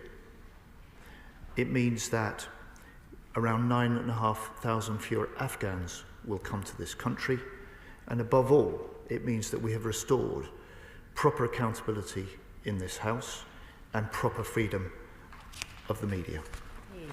Chair of the Select Committee, Tamerji Singh. Thank you very much, Mr. Speaker. I thank the Secretary of State for advance sight of his statement, welcome it, and indeed his intent to now inject parliamentary transparency and scrutiny. However, this whole data breach situation is a mess and is wholly unacceptable.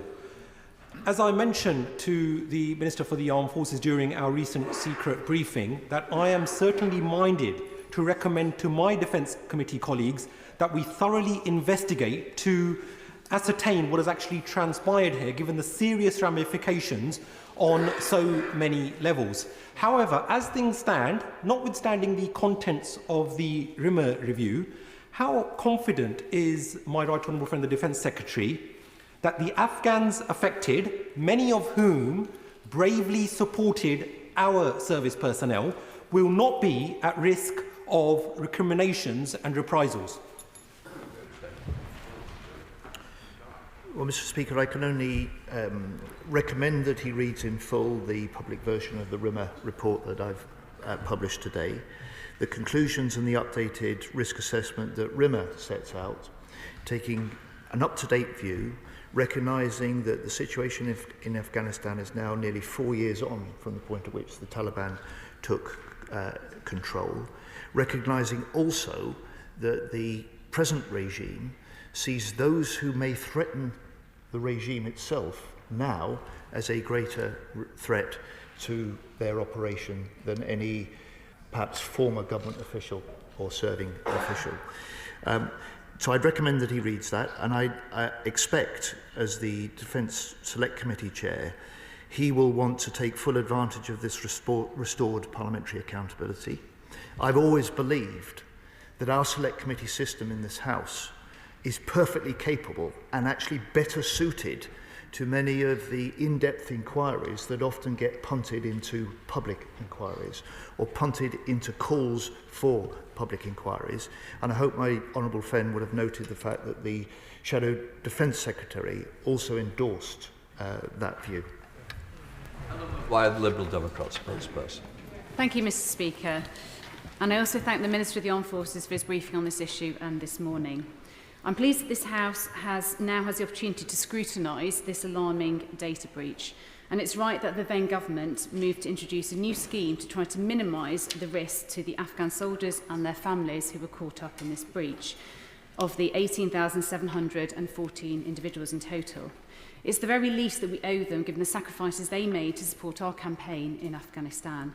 And I welcome the apologies from both sides of the House as a result of this data breach. But it does raise serious questions about how this was allowed to happen under the Conservatives' watch and the heightened level of risk it has created for those Afghans involved. So can the Minister confirm what steps have been taken to address the root cause of this breach and to ensure that it cannot happen again? Reporting this afternoon from the Financial Times suggested that an original relocation scheme considered for all 25,000 Afghan personnel could cost up to £7 billion. So will the Secretary of State confirm what assessment his department has made of that figure and why this was kept hidden from the public? The immediate priority must be to ensure the safety of all those individuals caught up in this breach. So what assurances can the Secretary of State provide that lifting of this super injunction now doesn't heighten any dangers for those individuals concerned? And what steps is he taking to ensure that the individuals whose data was leaked are aware of the incident? What additional support is now being provided to them directly now that the case is in the public domain? And in light of these developments, can the Secretary of State outline when the casework and final relocations under this and the ARAP scheme will be completed by? Secretary of State.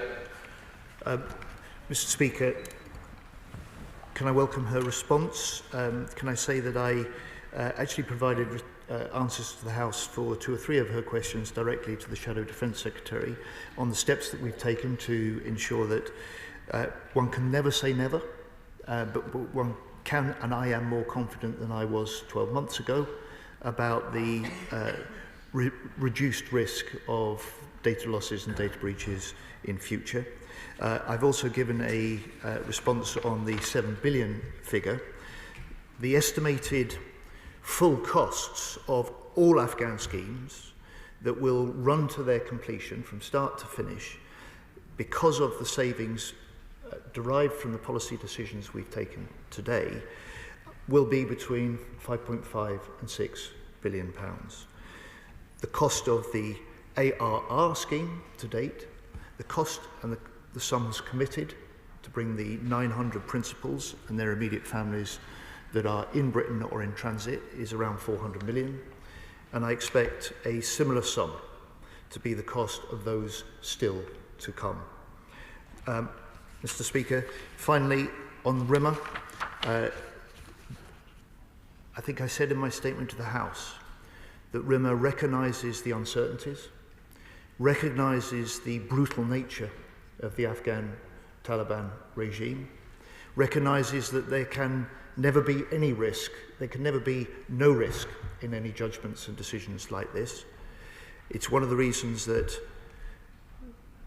this is a decision that the government and I have taken with hard deliberation and serious intent. And, Mr. Speaker, I hope that the House will back it this afternoon. Dame Emily Thornbury. Thank you very much, Mr. Speaker. May I begin by saying I'm grateful to the ministerial team for the early briefing that I got on this matter, which gave me an opportunity to read a report that came out from the FAC under the chairmanship of the Right Honourable Member for Tunbridge and Malling. It was begun in September 21 and the report came out in 22. It's called Missing in Action, UK Leadership and the Withdrawal from Afghanistan. It was excoriating. The manner of the withdrawal of international forces from Afghanistan was a disaster, a betrayal of our allies, and weakens the trust that helps to keep British people safe. it said the government should keep better records securely held on locally employed staff. And we've heard this is one of the many data losses from Arup. To ensure that any evacuation can be carried out more effectively, it should devise a policy based on clear and fair principles about the assistance which will be offered to local partners in the event of a security deterioration, and report to us when that has been done. I hope that such a policy has been developed, that more lessons have been learned, and that the ministers will report to my committee about where we are now. Secretary of State. Mr. Speaker, I'm sure that ministers will report to her committee if she invites us to do so, and she's right to make that big argument that anyone providing data to the British government has a right to expect that personal data to be stored securely, handled safely, and not to be subject to the sort of loss or breach that too often we saw with the early days of the Afghan relocation schemes. Father of the House, Sir Edward Lee. I commend the Secretary of State for his honesty and agree with everything he says in his statement. What an appalling mess, but part of the original sin of us intervening militarily and then scuffling out. Can I take it on a wider point that we've learnt our lesson now and we've got over the sort of liberal imperial itch of the Cameron and Blair areas to intervene militarily in ungovernable countries such as Iraq, Afghanistan, Syria and Libya? Let's now just move on, but I support what he said. Secretary of State. I'm grateful to the honourable gentleman for his remarks. I'm certainly grateful to his for his support for my statement this afternoon. Although he hasn't said it, he's a big champion of press freedom, and I expect that he also recognises that an important part of our decision has been this period in which we've seen no public knowledge, no media reporting, no parliamentary accountability, and we set that right today. Louise Jones. Thank you, Mr. Speaker. As a former veteran of the war in Afghanistan, I was appalled to watch the chaotic mismanagement following the fall of Kabul that left Afghans that had served alongside us, alongside our troops, and those who'd worked so hard for a better Afghan, dangerously exposed. This was a situation that I had feared would happen, and I could see coming even when I served in Afghanistan in 2017. The fact is, the previous government had plenty of warning that this situation could happen and failed to plan properly for it. This data breach joins the litany of other data breaches, delays and failures of our allies, and will the Minister therefore agree with me that we must give our fullest support to those Afghans so they can rebuild a new life here in the UK? Secretary of State.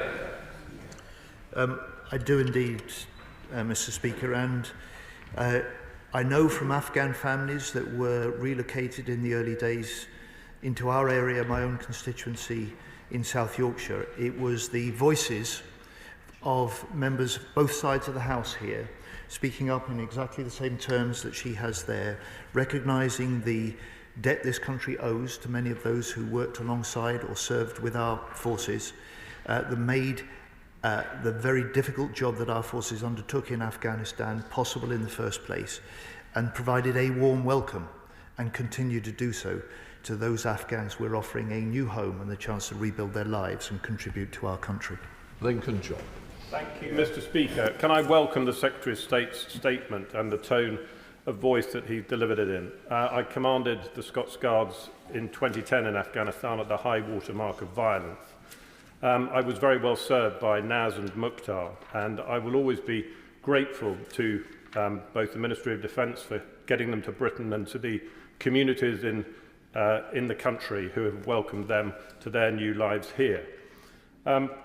I do just want to focus in on a particular phrase that the Secretary of State used. The Shadow Defence Secretary asked whether it was a civil servant who carried out the leak. The Secretary of State said it was a defence official, and the Times is reporting that it was a soldier. I do think it is worth clarifying exactly whether it was a civil servant, a SPAD or a soldier, because conflating the term defence official to cover members of the armed forces is something which might come back to bite the Secretary of State if he continues to do it. Secretary of State. Mr. Speaker, this was a data breach that took place 3.5 years ago under the decision and leadership of the previous government and previous defence ministers. the challenge I faced, the challenge this government faced, was far bigger than the actions of one official that long ago. And my full focus since the election in July last year has been to get to grips with the costs, the proportionality or the disproportionality of the schemes in place, and this lack of accountability to Parliament, freedom of the press and public knowledge. And it is that set of factors that has taken up my time and my attention. Thank you, Mr. Speaker. I noted that the Shadow Secretary of State made great play about the changes and the extra safeguards the previous governments have put in place, the ministers have put in place for this breach. But I also noted that Mr. Speaker, that the Secretary of State said that he'd had to make more changes and introduce new software. That suggests to me that it wasn't the changes that had been put in place by the previous government were not good enough. And can I ask him clearly, in terms of 18 months after the incident, who had knowledge of this in those 18 months that this data breach had taken place before it reached ministers? And how was there no checks on anyone who had access to that sort of data using it properly within the department? Sir State. Mr. Speaker, my honourable friends poses questions to me in the House this afternoon that I simply can't answer. They date from a period that was well before I took office, and as he above all will appreciate, as a new minister, you have no access to the policy advice, the legal assessments, any of the papers or even the threat assessments that the previous government and ministers may have commissioned. That sort of subject, if I may, is, I think, proper material for the committee on which he serves in such a distinguished way on the Defence-led Committee, perhaps to take a deeper look and to call witnesses that may be in a better position to answer those questions than I can this afternoon. And finally, on the question of software, I'm afraid I'm one of the last people to be able to give authoritative views on the question of cybersecurity and up-to-date software. But I think it must be in the nature of this that such requirements for new software, for constant updating, is indeed constant. And so the fact that we have taken the steps in the last 12 months that I and our experts have regarded as necessary doesn't necessarily mean that the steps taken by previous ministers were inadequate. But what I can say, of course, is that in the Shadow Defence Secretary's position, during that period of opposition, we were aware we exposed some of the building backlogs in casework, the regular data breaches and the broken promises, sad to say, particularly in the early years, that too often characterised these Afghan relocation schemes. Thank you, Mr. Speaker. I too welcome the statement given by the Secretary of State today, and as a member of the Defence Select Committee, I'm looking forward to giving it the due scrutiny that it deserves. So I won't go into the things within the actual report, but I think it's important to clarify. Is the Secretary of State also able to say whether the data breach in question, as in the past, or maybe now, be putting any serving members of the UK armed forces at risk? Sir State. I look forward to being called and giving evidence to his committee, if indeed it does launch such an inquiry. To the best of my knowledge and belief, no serving member of our armed forces is put at risk by the data loss. Thank you, Mr. Speaker. It's staggering to hear yet another serious data breach under the previous Conservative government. Would the Secretary of State, well, they can bicker from the other side, but it was clearly a mistake when they were in power. Would the Secretary of State agree with me that we've inherited a chaotic and poorly managed system, and can he tell us what systems have been put in place to correct this so we won't see more systems where you are emailing an Excel spreadsheet absolutely beggars belief? Can we confirm that this would never happen again? Secretary of State. My honourable friend is absolutely right in the criticism she levels, but I would just say to her, I don't think any minister can stand here, or no chief executive of any organisation can stand say with guarantee there will never be a data breach, a data loss or a data error in that way. What I can say is we've taken steps to reduce the risk for that, and that we no longer do any caseworking on spreadsheets, which was in the early days of this scheme, the technology that was available, and part of the problem, I think, for this inadvertent mistake made by the defence official. Sir Julian. What worries me more than the lifting of this super injunction is the fact that we've closed down all the Afghan schemes at the very time that undocumented Afghans who felt it necessary to flee to Iran and to Pakistan are being rounded up for forcible repatriation to an Afghanistan led by the Taliban. I understand that the investigation over our obligation to the Triples, the special forces that our forces trained, will be continuing, and I welcome that. Can the Secretary of State confirm that despite the closure of the schemes, anybody who is found to have worked very closely with our armed forces, who is in imminent danger, can still be rescued and admitted to this country? Secretary of State. Mr. Speaker, it is more than 4 years since the previous government, the previous Defence Secretary Ben Wallace, launched on behalf of this country the Afghan relocations and assistance policy with absolute full support across this House. There has been ample time for anyone who could conceivably believe they might qualify to make their application.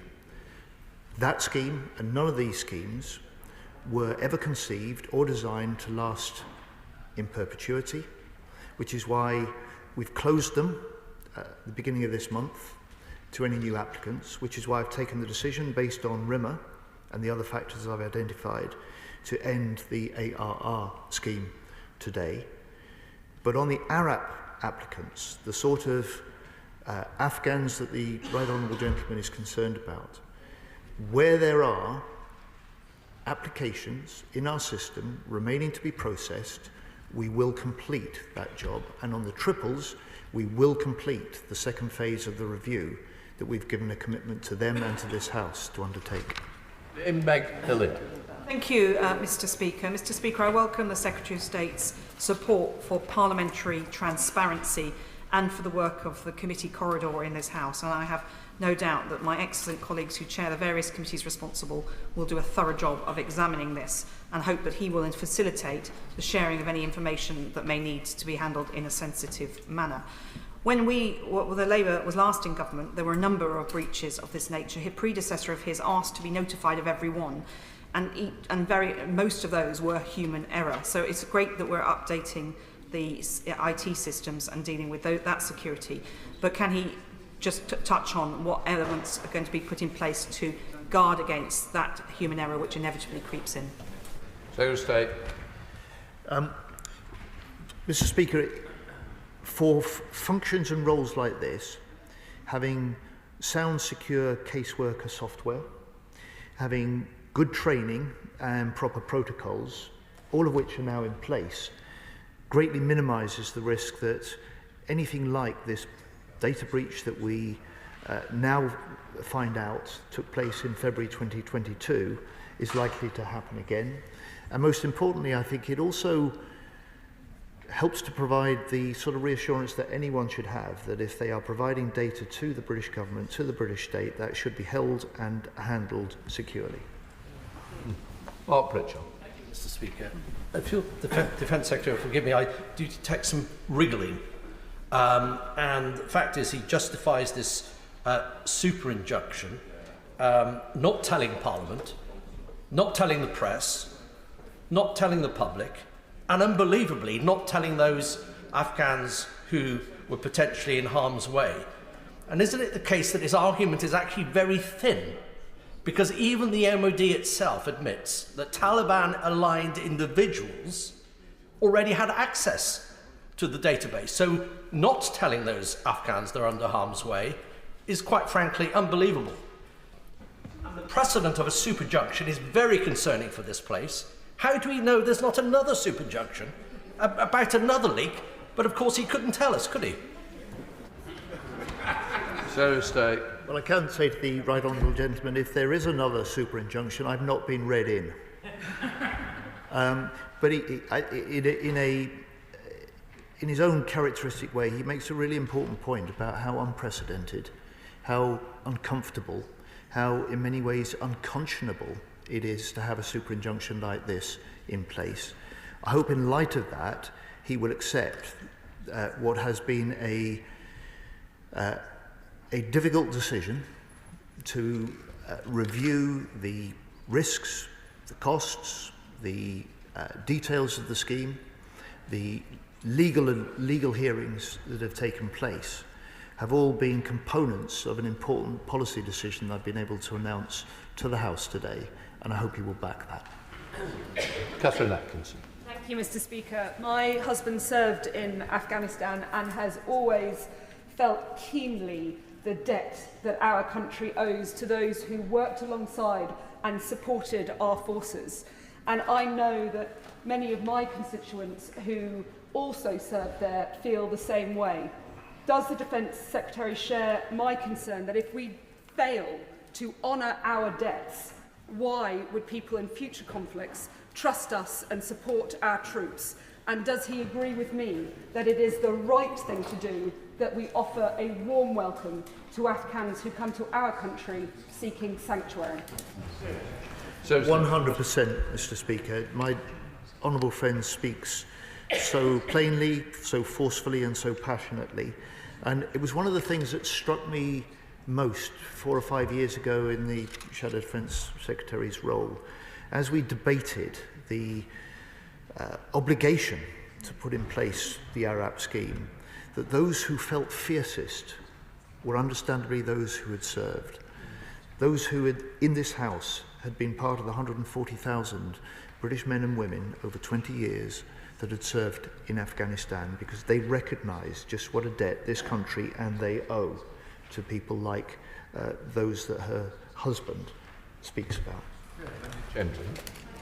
Speaker, I welcome the Secretary of State's pledge to restore full accountability for the government's relocation schemes, but I am saddened that this is the first opportunity that we've had to talk about the closure of the ACRS and ARAP schemes on the floor of this House, given that those were announced by written statement at very short notice only 2 weeks ago. Can I ask a couple of specific questions? On the ARR that we've only found out about today, he mentioned 600 invitations that will be honoured. For those who were not accepted and part of the breach, are they aware of that?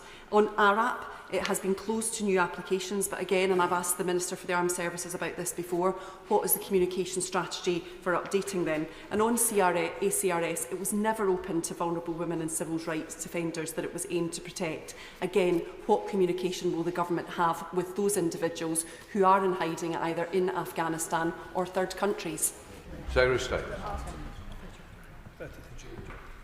Mr. Speaker, we made the statement about the closure to new applicants of the ARAP scheme and the ACRS scheme that the Home Office runs on the 1st of July. The Honourable Lady will have had opportunities since then to raise those matters in this House if she chose to do so. And on the information to those who may be affected, we will honour those invitations that have been issued to 600 of those ARR individuals, and to everyone else on the data set. We have communicated that, the latest position this morning. We are offering access to further advice through the government.uk designated area of the website, and that includes steps that individuals can take, if they wish, to get in touch with our Information Services Centre, a dedicated centre set up by the MOD in order to deal with questions and concerns that people may have. Stella, please.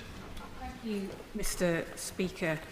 It is a very shocking story that the Secretary of State has told us today, and I pay testament to his commitment to transparency about it.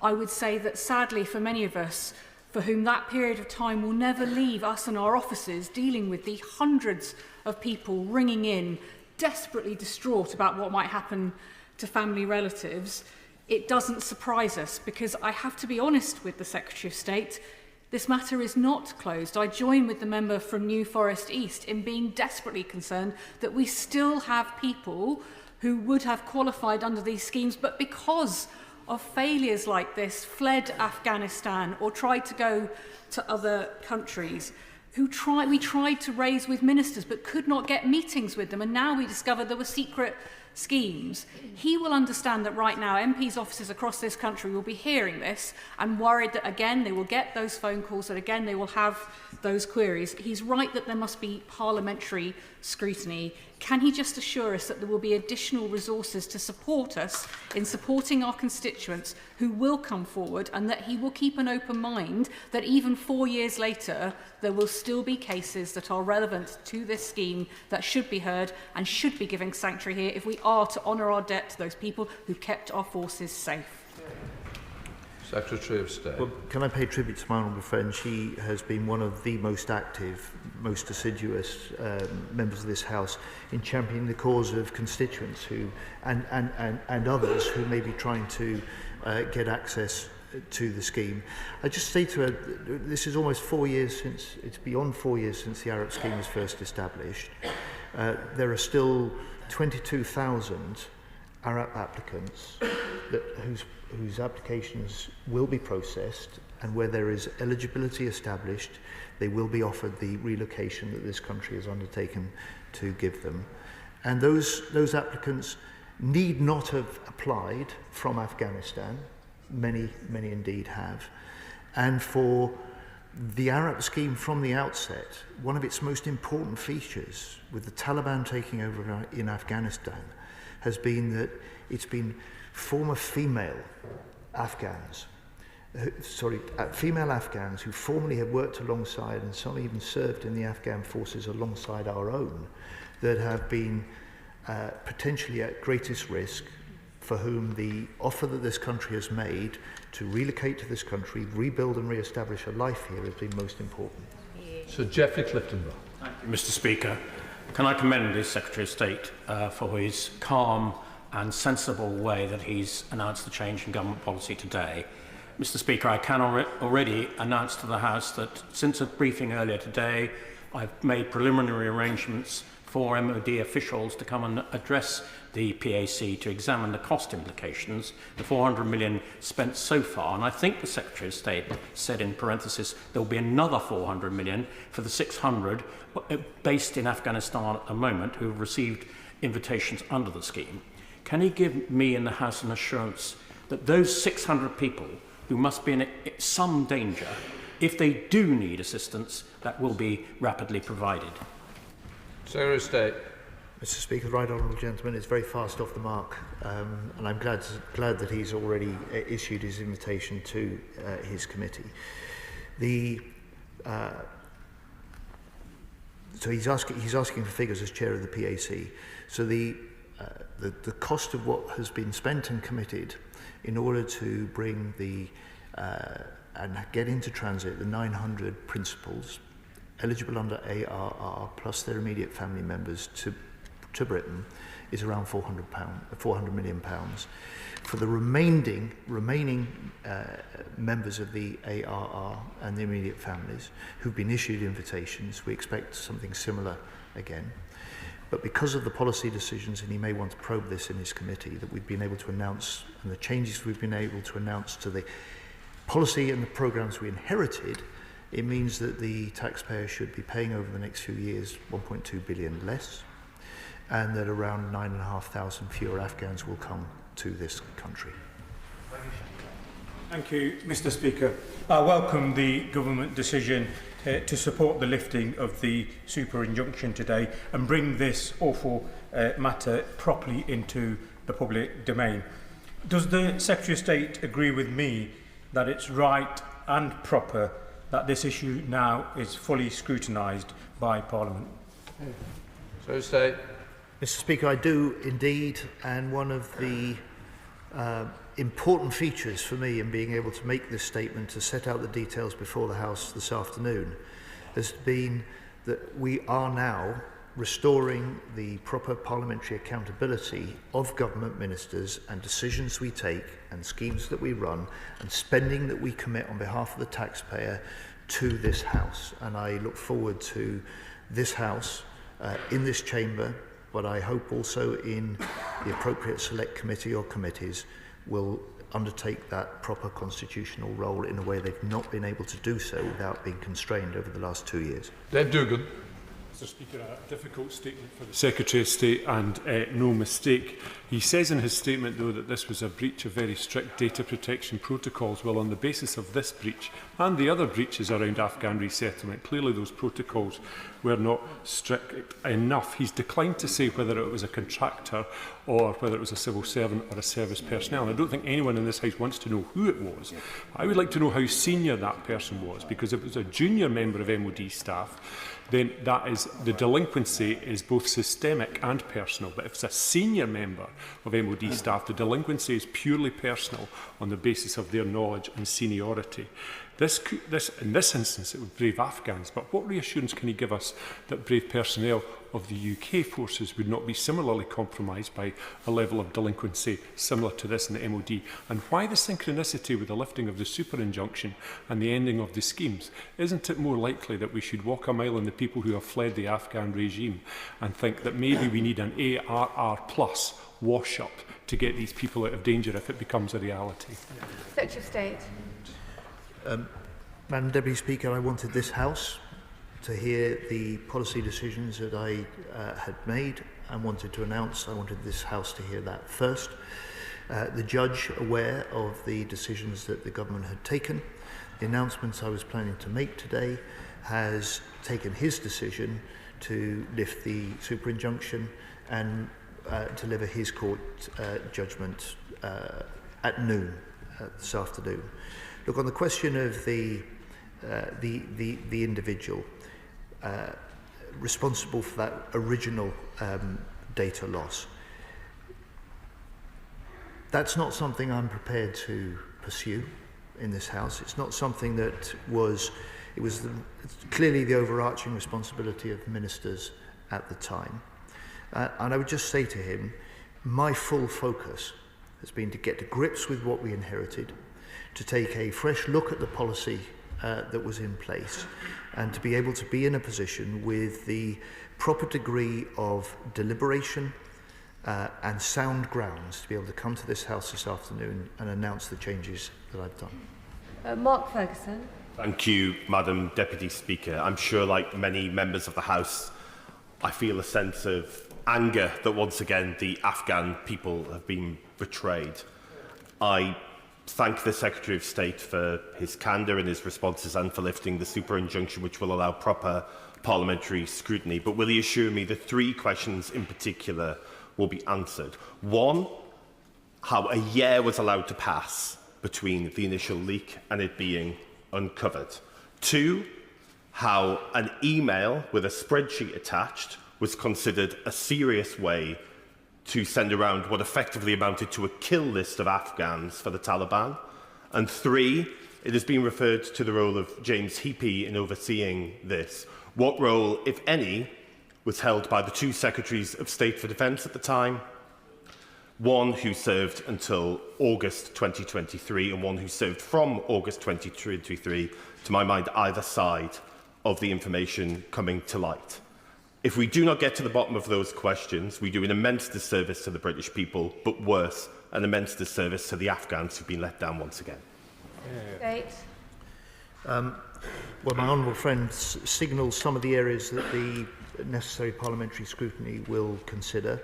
I have to say to him it was 18 months, not 1 year, between the original data loss and it first being discovered and brought to Minister's attention in August 2023. It was a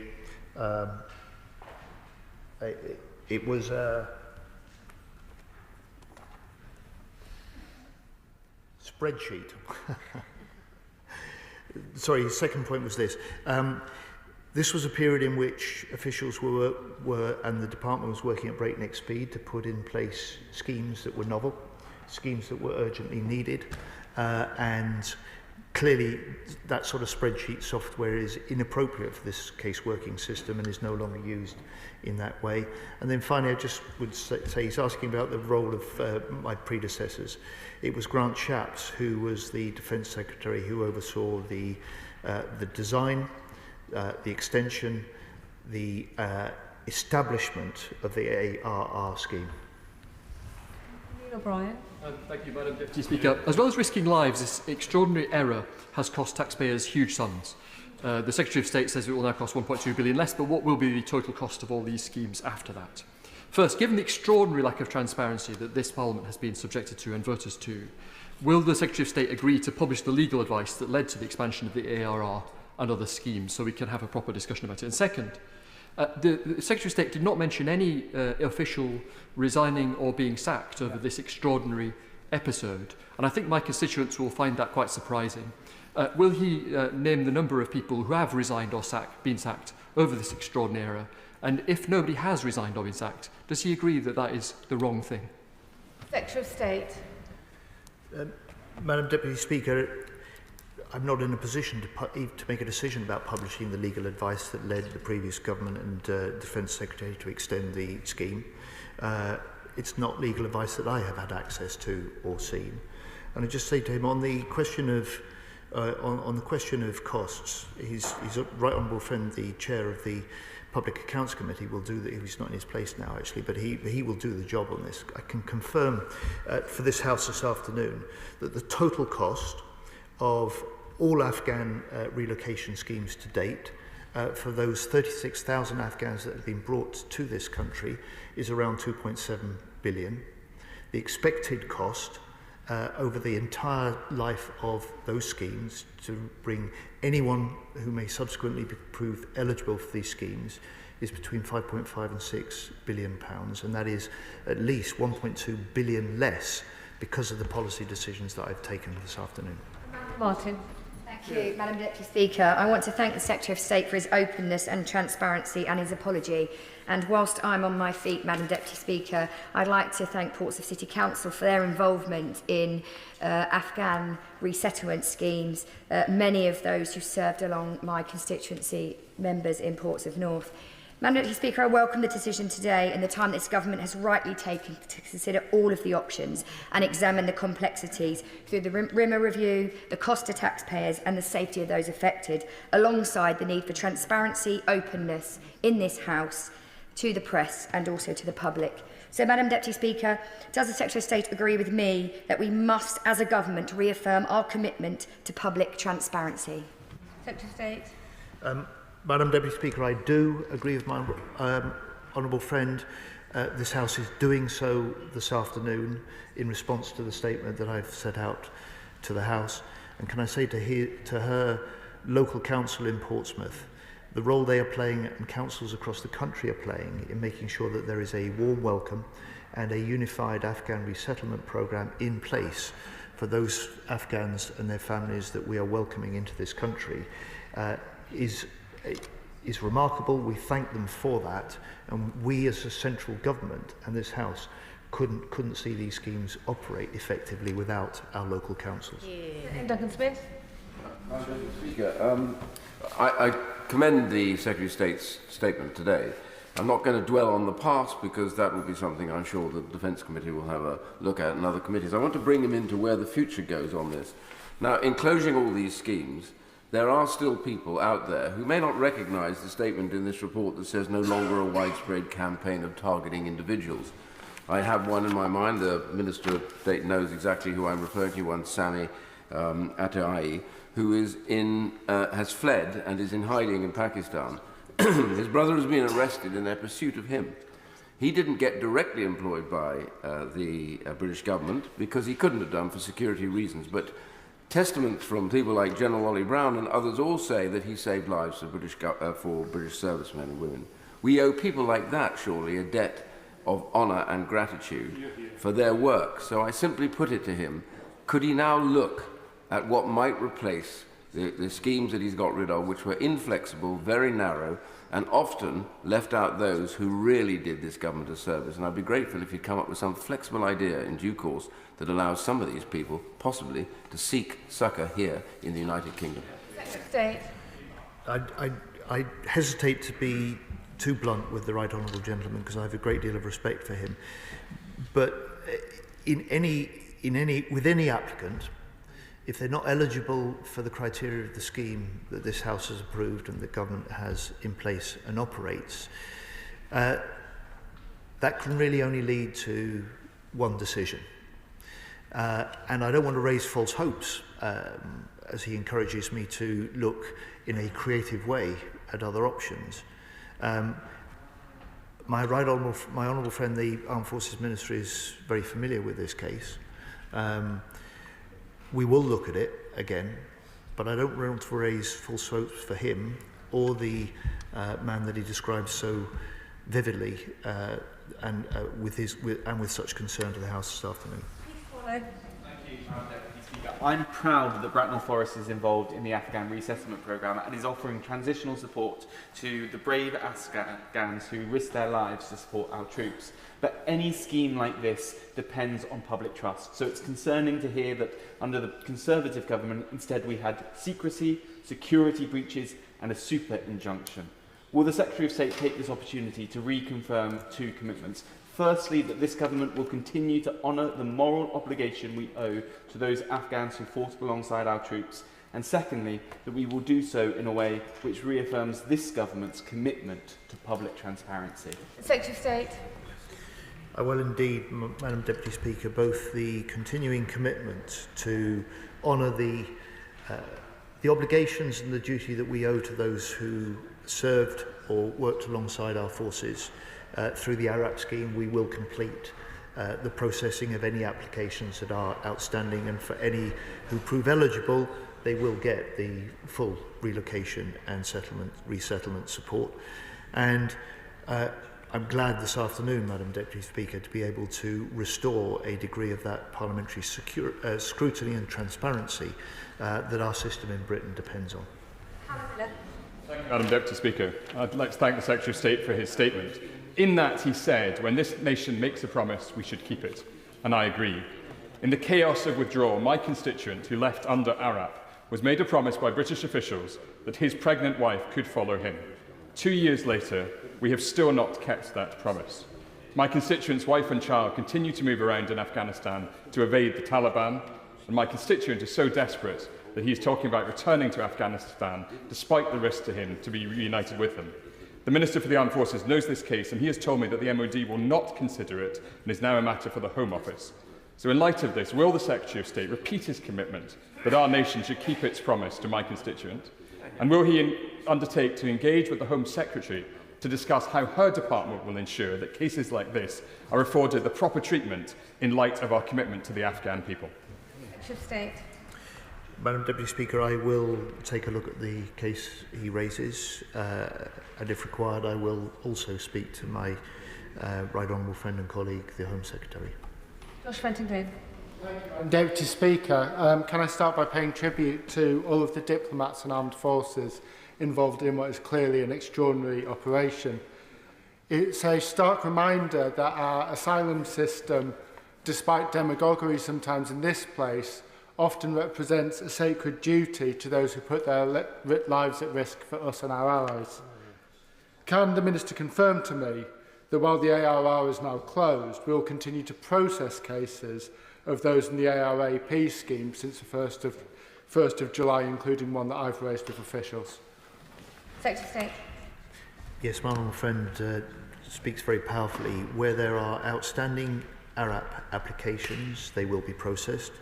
Where there are outstanding triples cases that fall into the second phase of the review, that review will be completed. And where there is eligibility for ARAP entitlement established, that will be honoured. Thank you, Madam Speaker. I thank the Defence Secretary for his statement today, but I think it does ask a lot more questions than it answers.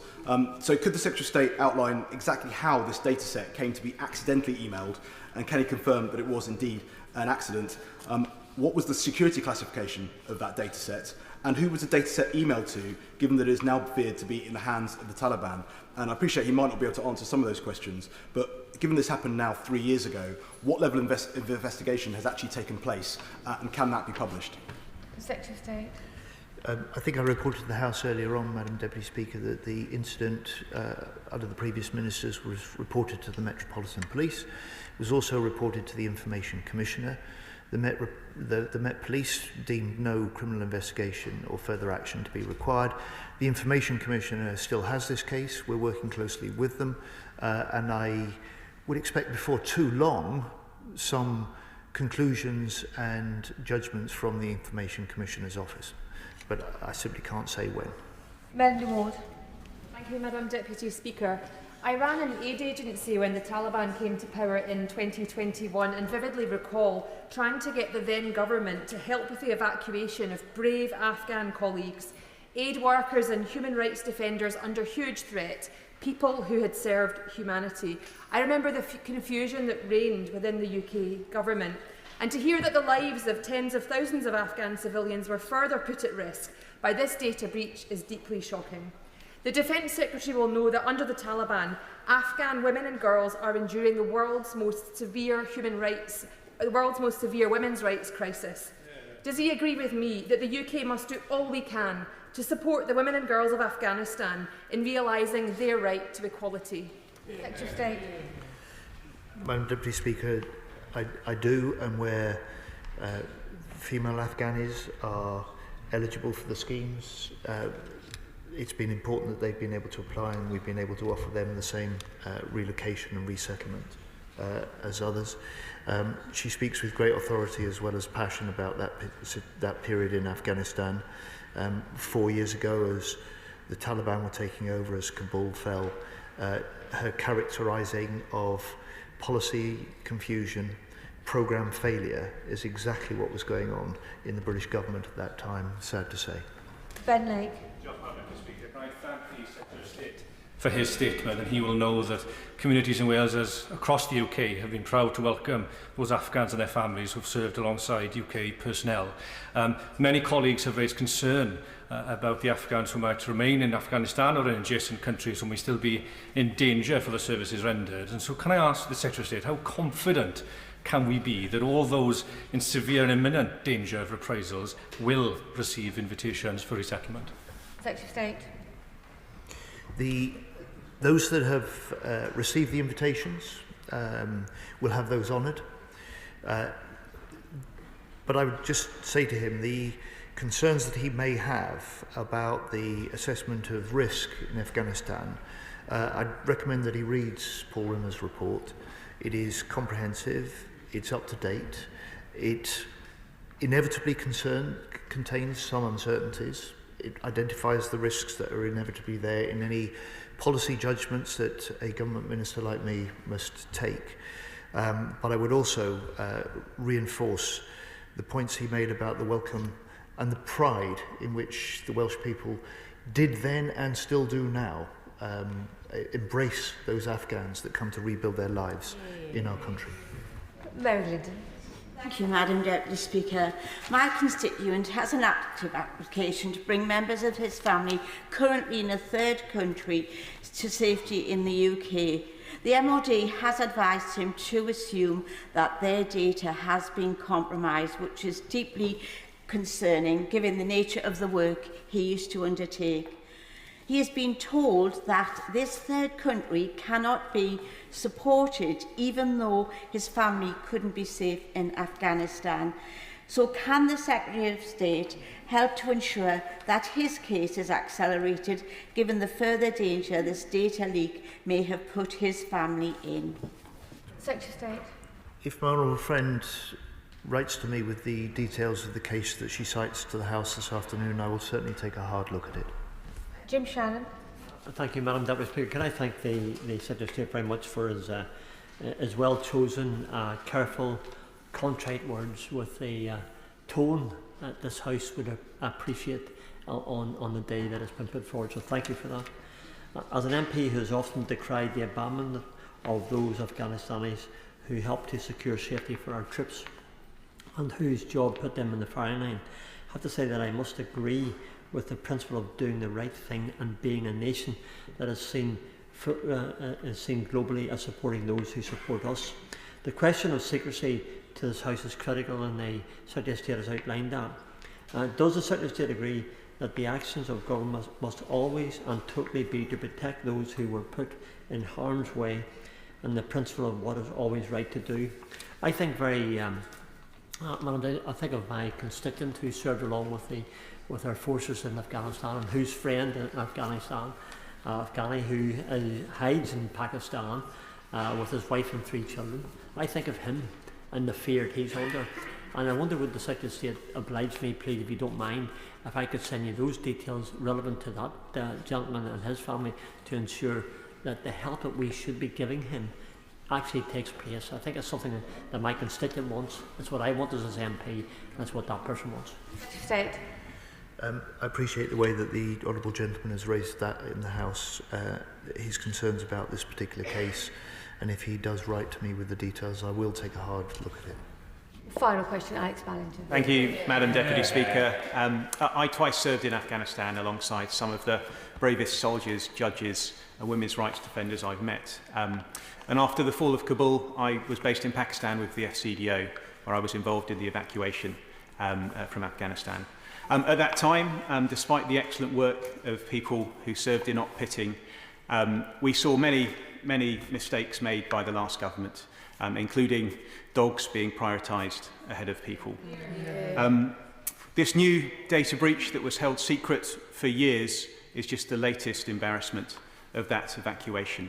So can I ask the Secretary of State, will he consider a select committee inquiry, not just into the particular breaches in this case, but to the entire Afghan relocation system, which has failed so many times?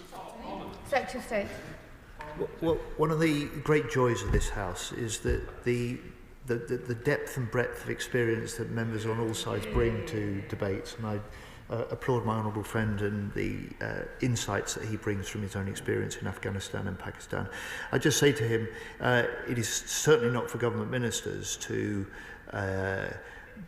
define the terms of any inquiry that a select committee of this House may choose to undertake.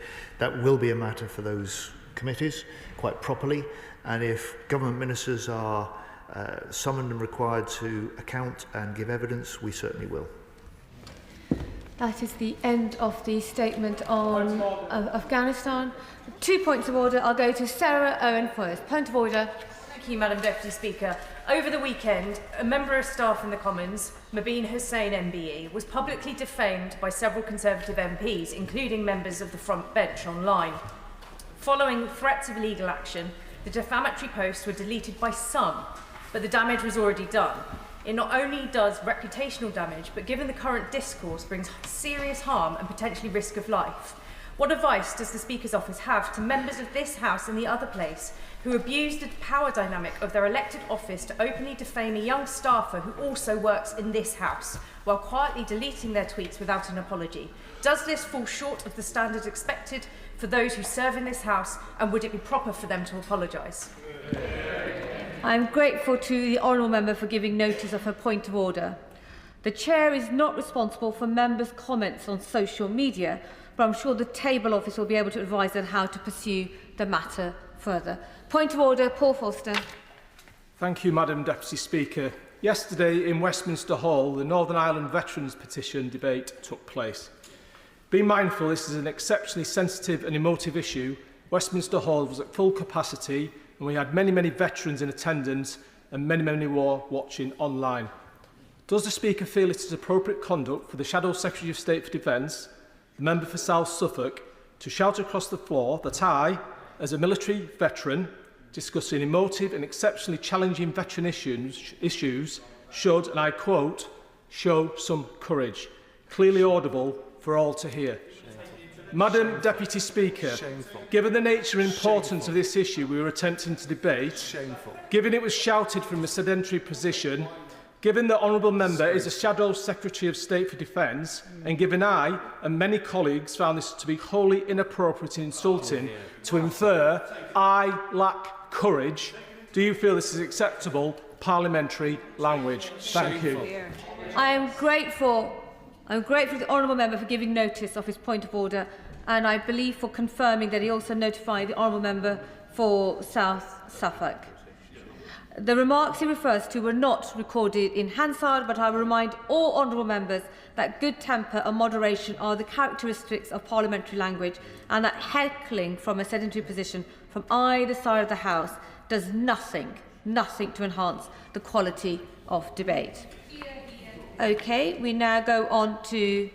Do the front bench wish to shuffle out before we go on to the next bit of business? Thank you.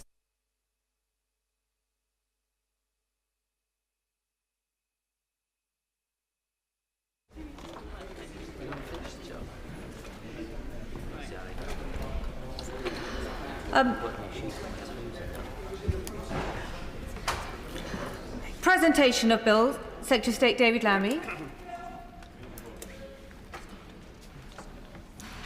Diego Garcia Military Base and British Indian Ocean Territory Bill.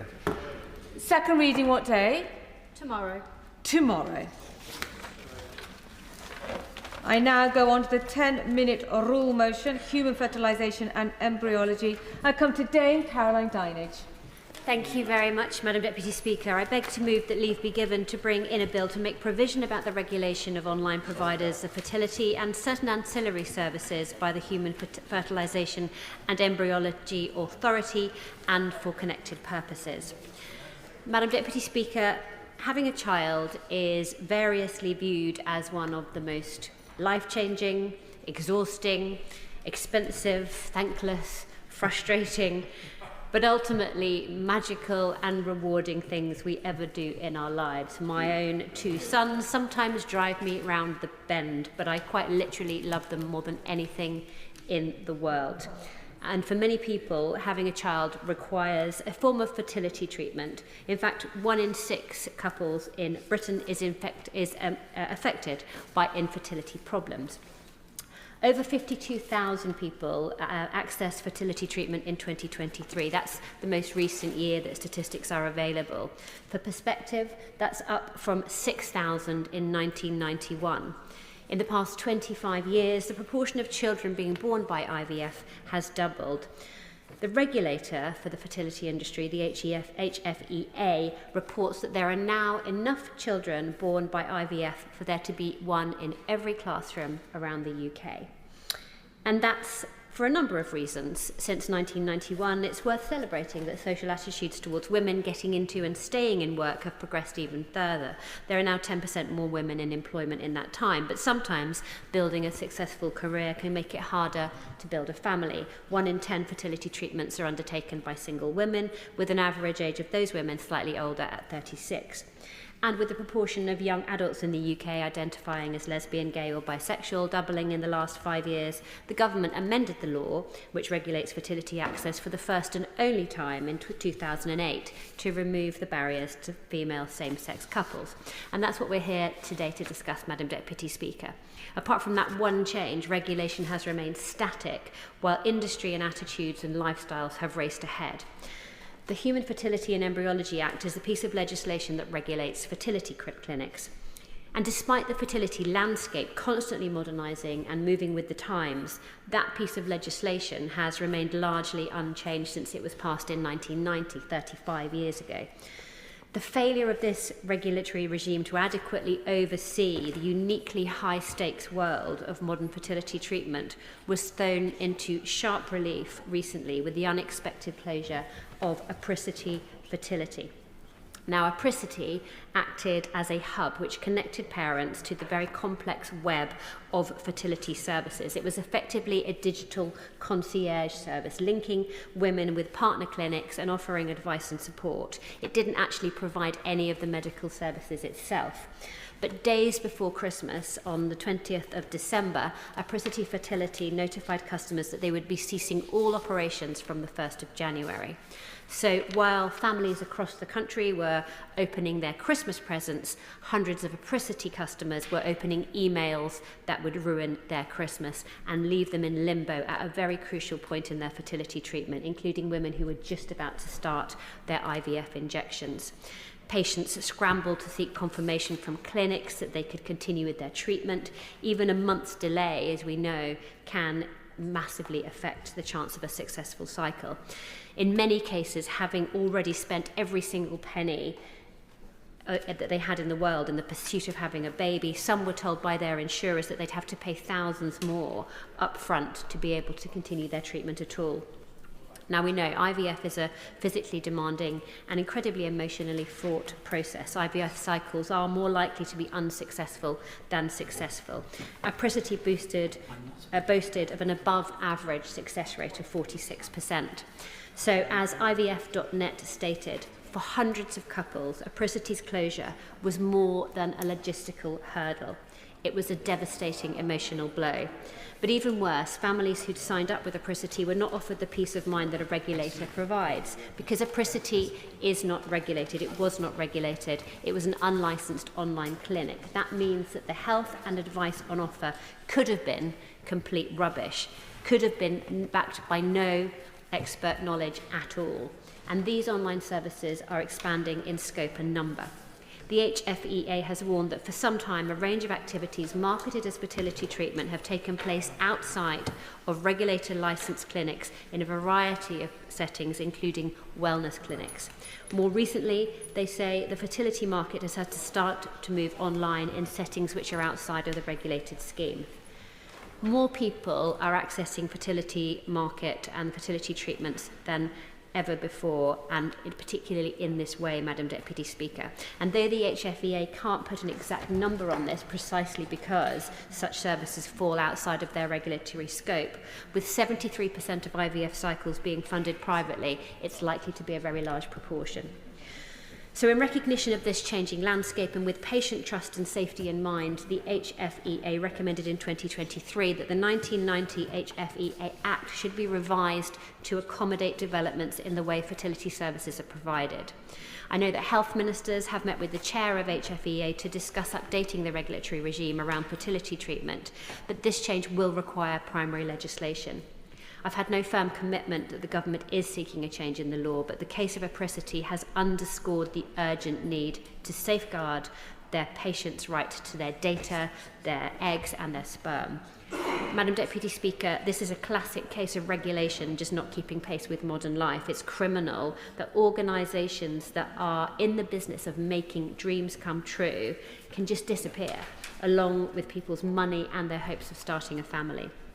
Now, the Chancellor has made it clear that she's no fan of regulators, but in the field of medical treatment, and specifically the process of IVF, a strong regulatory regime is absolutely vital to ensuring confidence and security. So I'd urge ministers and members from across the House to support my bill, to bring in the recommendations of the HFEA, and to support women and families at one of the most important stages of their lives. Yeah. Mr. Kruger. The question is that the honourable member have leave to bring in the bill. As many in that opinion say aye? Aye. Of the contrary, no.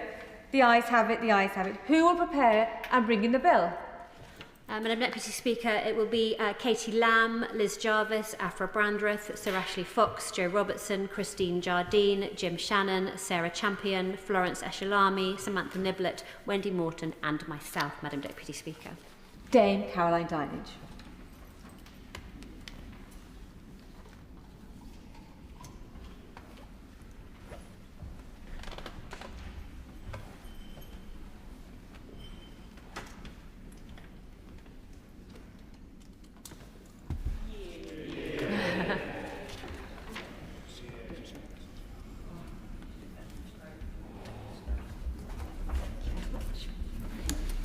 Human Fertilisation and Embryology Regulation Bill. Second reading what day? 12th of September. 12th of September.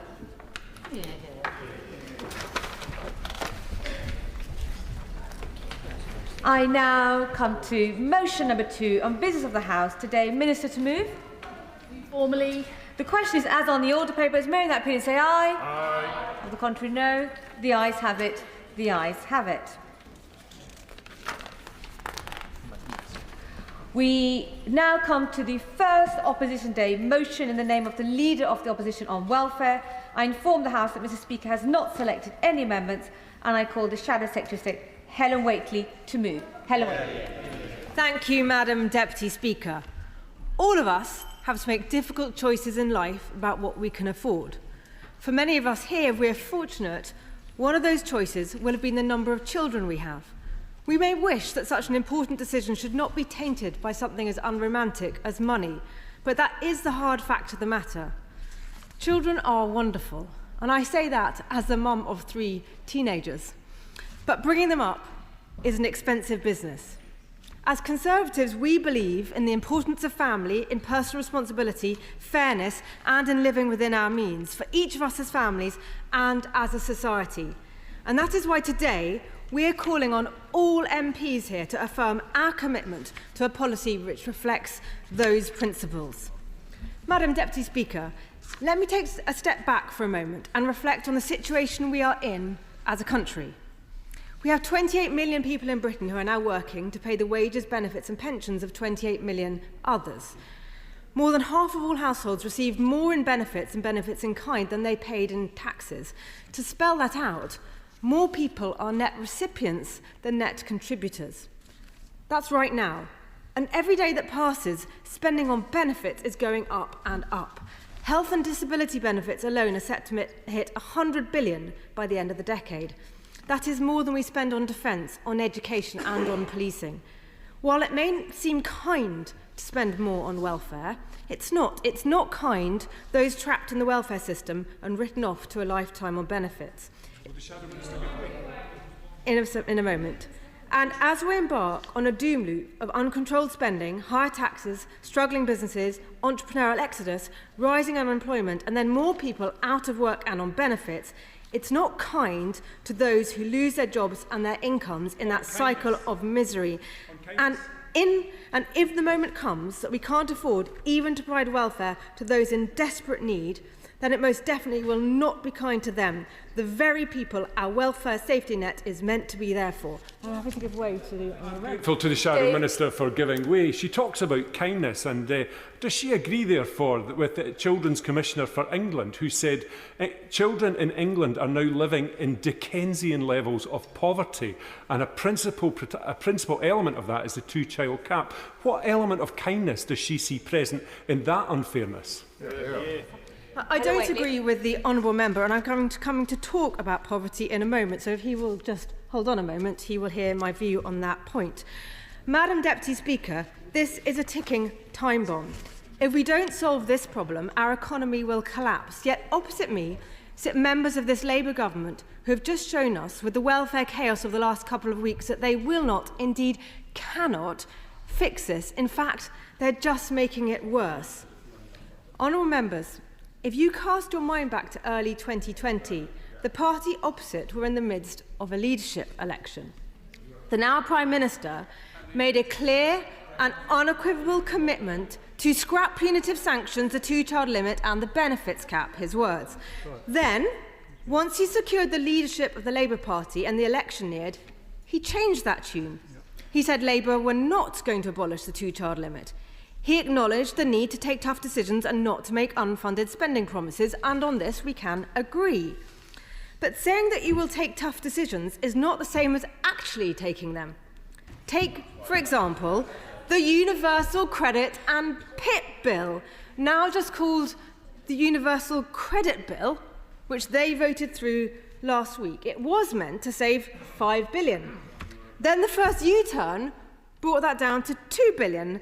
Then the next U-turn brought it down to, well, the minister on the front bench at the time couldn't tell us, but the consensus is that it will now cost the taxpayer around £100 million cost the taxpayer? I will happily give way to My honourable friend's making a powerful speech, and would she agree that as a result of that bill, one of the things that is most shocking is that in due course it will actually pay more to be on welfare than to work full-time at the minimum wage?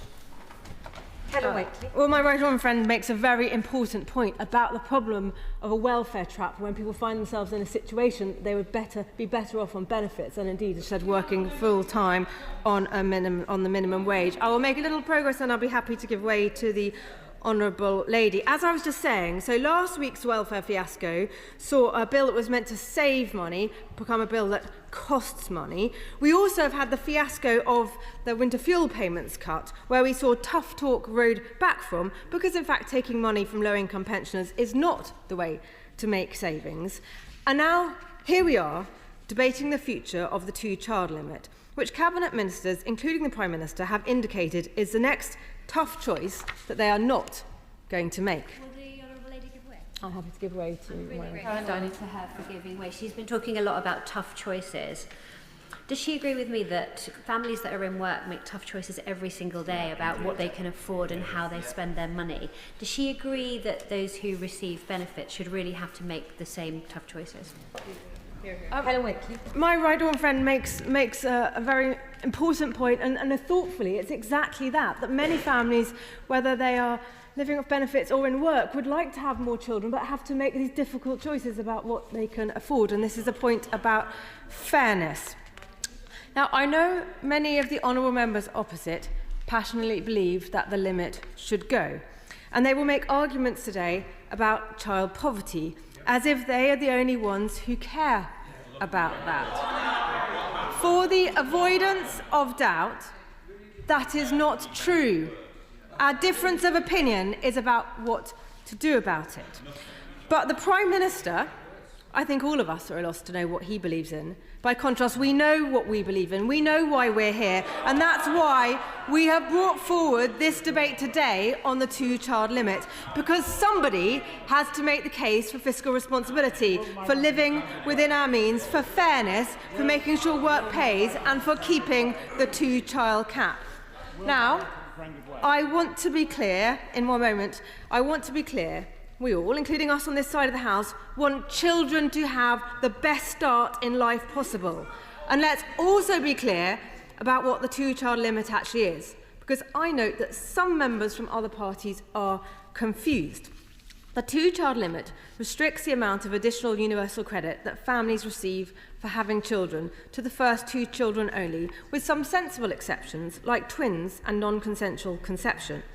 The cap does not apply to child benefit, which is available to all families with incomes of up to £80,000 for every child, regardless of the number of children in a family. I'm happy to give away to my right honourable friend. I'm grateful to my honourable friend. I'm proud to be a member of the party of Wilberforce and Shaftesbury and Disraeli, who all understood that it's essential to free people from need, and the state in that effort can be a force for good. But in freeing people from need, we shouldn't limit them to a life of dependency. And it's entirely possible to believe that whilst welfare can be a force for good, so can personal responsibility. And responsibility means making the kind of choices that she set out. I couldn't put it better than my right honourable friend. I thank him for the intervention. Madam Deputy Speaker, we know bringing up children is expensive and important. When working couples are having to make tough decisions about whether they can afford to start a family in the first place, they should not be made to pay more in taxes to fund their neighbour to have a 3rd, 4th or 5th child. If you're in a job, don't get paid more just because you have another child. And if we're worried about people getting caught in a benefits trap where it pays more to be on welfare than in work, how much worse would it be with neither the two-child benefit nor the benefits cap? Because it means benefits increased by thousands. And when I say thousands, the House of Commons Library has told me that a family with 5 children would get more than £10,000 extra a year, and a family with 8 children get more than £20,000 extra a year. That's more than the after-tax income of someone working full-time on the minimum wage. I will indeed give way to the Honourable Lady. Giving way.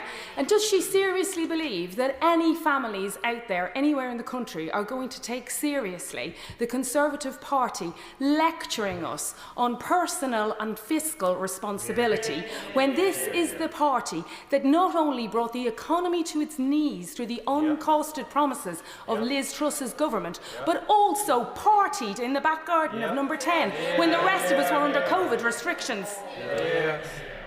I mean, if I could just take the Honourable Lady back a little bit, she might remember when we came into office in 2010 and we had to bring down the deficit year after year to get the country's finances under control. Madam Deputy Speaker, giving children the best start in life is not as simple as handing out more money. It's about giving parents the community support they need as they encounter the challenges of bringing up a child, which is why we launched the Family Hubs. It's about education, but school teachers around the country are being let go. It's about growing up in a household with someone in work, but people around the country are being made redundant because of their Chancellor's jobs tax. Now, I know I won't win over everyone here with my argument. For instance, I don't expect to convince the 4 remaining Reform MPs, because their leader has said he would remove the 2-child limit. The Honourable Member for Clacton believes that's the right thing to do, and he said he's not finished yet on benefits giveaways. But asking the taxpayer for ever more in taxes to pay for their neighbours' benefits is not the right thing to do. The country cannot afford this. Taxpayers cannot afford this. Future generations cannot afford this. The Prime Minister, the Chancellor, Cabinet Ministers have been unable to rule out more tax rises this autumn. Businesses, working people, pensioners, savers, homeowners, whose pocket is going to be picked next? Last week, the OBR warned that the UK's finances are in a very vulnerable position. Now more than ever, we need the government to take the tough decisions, but will they? I know Labour backbenchers are itching to vote to scrap the limit, but where is the government on this?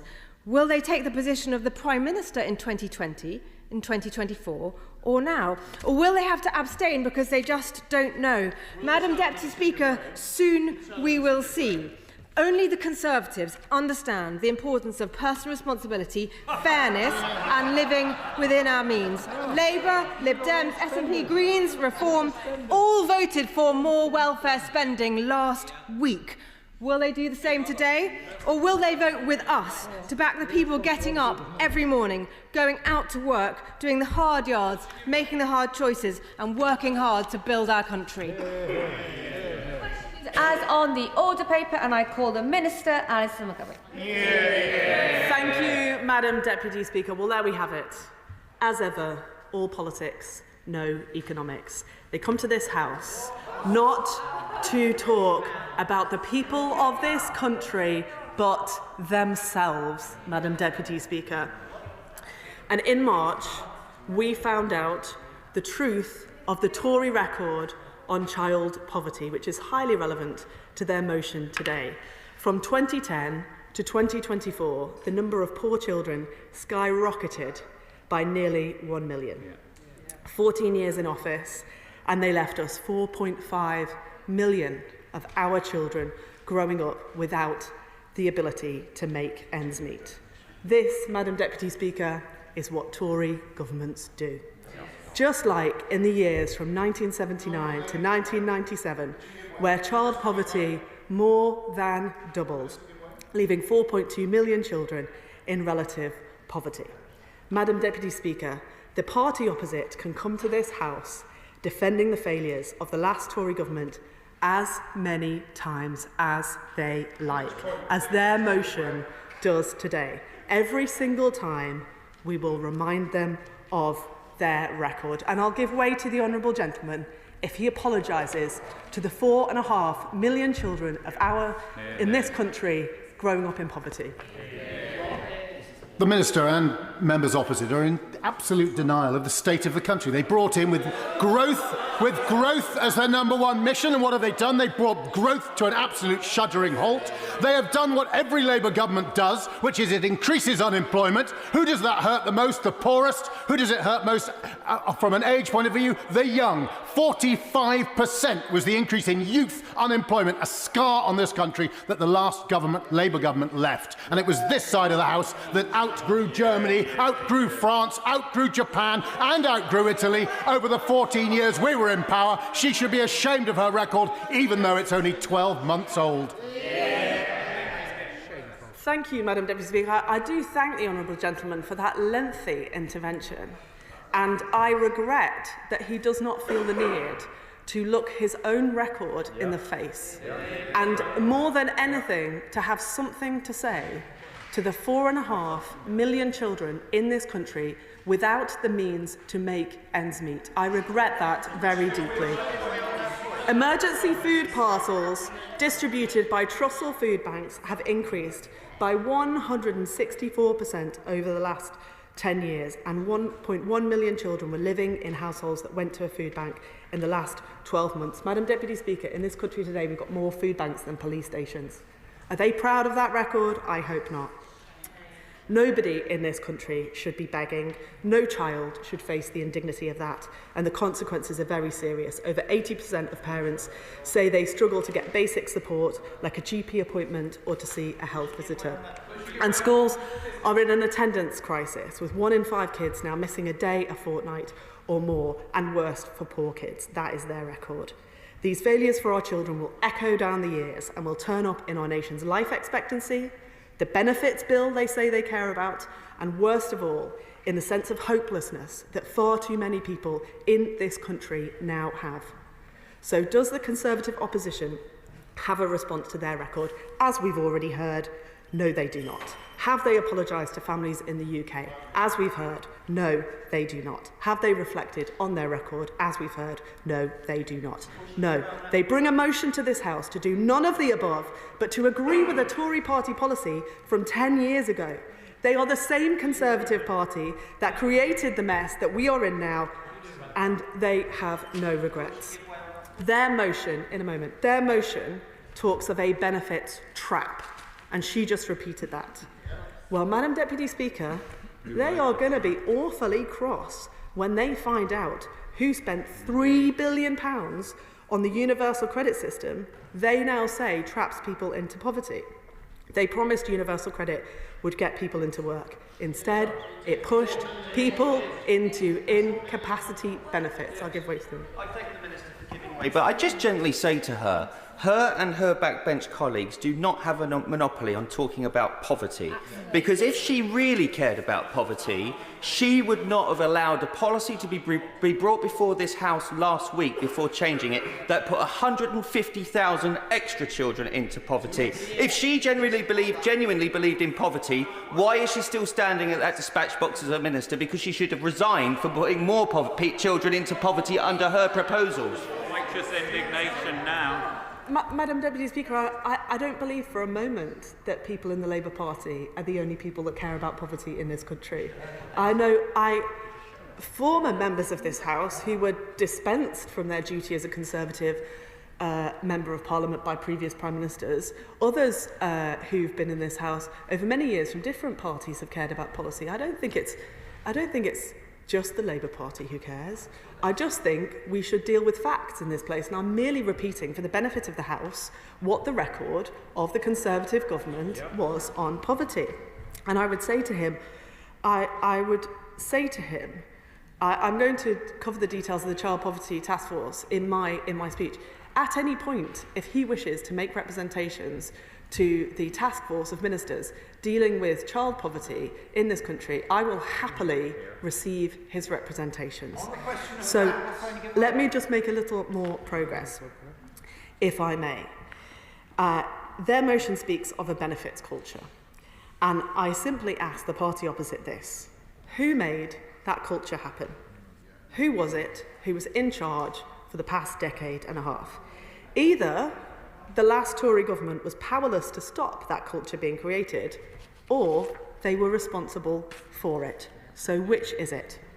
And I think, Madam Deputy Speaker, until the party opposite can see the consequences of their own time in office, which they clearly cannot, and accept the damage they did, no one will hear a single word that they say. However, Madam Deputy Speaker, there are people in this country who do deserve a hearing. The children and young people who've experienced childhood under the last Tory government. And as has already been mentioned by a member opposite, last week we heard from the Children's Commissioner for England, which I just might point out, she was appointed under the Conservatives, that the Children's Commissioner for England, on her work capturing the opinions of children who've grown up in poverty thanks to the policies espoused by members opposite. We heard that children think free breakfast clubs, I will give way to you. She's making an important speech, and many of us will agree with it on this side. My honourable friend will be aware, will she not, that 59% of families who have more than 2 children on universal credit are in work, and that's far from the feckless parent caricature that we've heard today from the Conservatives. And more importantly, does she agree with me that actually it's the children that should come first, and because the children should come first, we should urgently scrap the 2-child cap as quickly as possible? Deputy Speaker, and I thank my friend for that intervention. As he rightly points out, in the speech that we've heard from the Shadow Minister, yet again we hear from a Tory party that only wants to divide people, only wants to ignore the facts in favour of dividing people in this country, as they did for many years when they were in government. That is not what people want. People want this country to move forward together. In a moment, I just want to mention a few of the contributions of the Children's Commissioner for England, and then I'll give way further. We heard from the Children's Commissioner for England that children think that free breakfast clubs and school meals are important. That's why we've begun the rollout of free breakfast clubs in all primary schools, and last month we announced the expansion of free school meals to all on universal credit, lifting 100,000 children out of poverty by the end of this Parliament. Young people told the Commissioner about how they absorb their parents' money worries. One 16-year-old girl said, "I worry about money quite a lot. I see myself as quite approachable to my mum, so my mum will tell me absolutely everything. Children need to grow up without that stress. So we've introduced the fair repayment rate for universal credit households so that a debt to the government doesn't keep families poor, which will help 700,000 households with children." I'll give way to I'm mindful of 2 of her predecessors in Birkenhead, actually. The first F.E. Smith, the great Tory, who talked about all must have prizes, and sometimes it feels in our modern Britain that all must have state support. And the second, the late Frank Field, much regarded and revered in this House for his honesty about welfare reform. Now, she's right that successive governments have failed to grasp this nettle. But the truth is the relationship between the state and the individual has changed over time. And we need a welfare system that focuses support on those in the greatest need. She surely believes that, and that does require bold welfare reform. Is she up for bold welfare reform or not? Madam Deputy Speaker, and I thank the honourable gentleman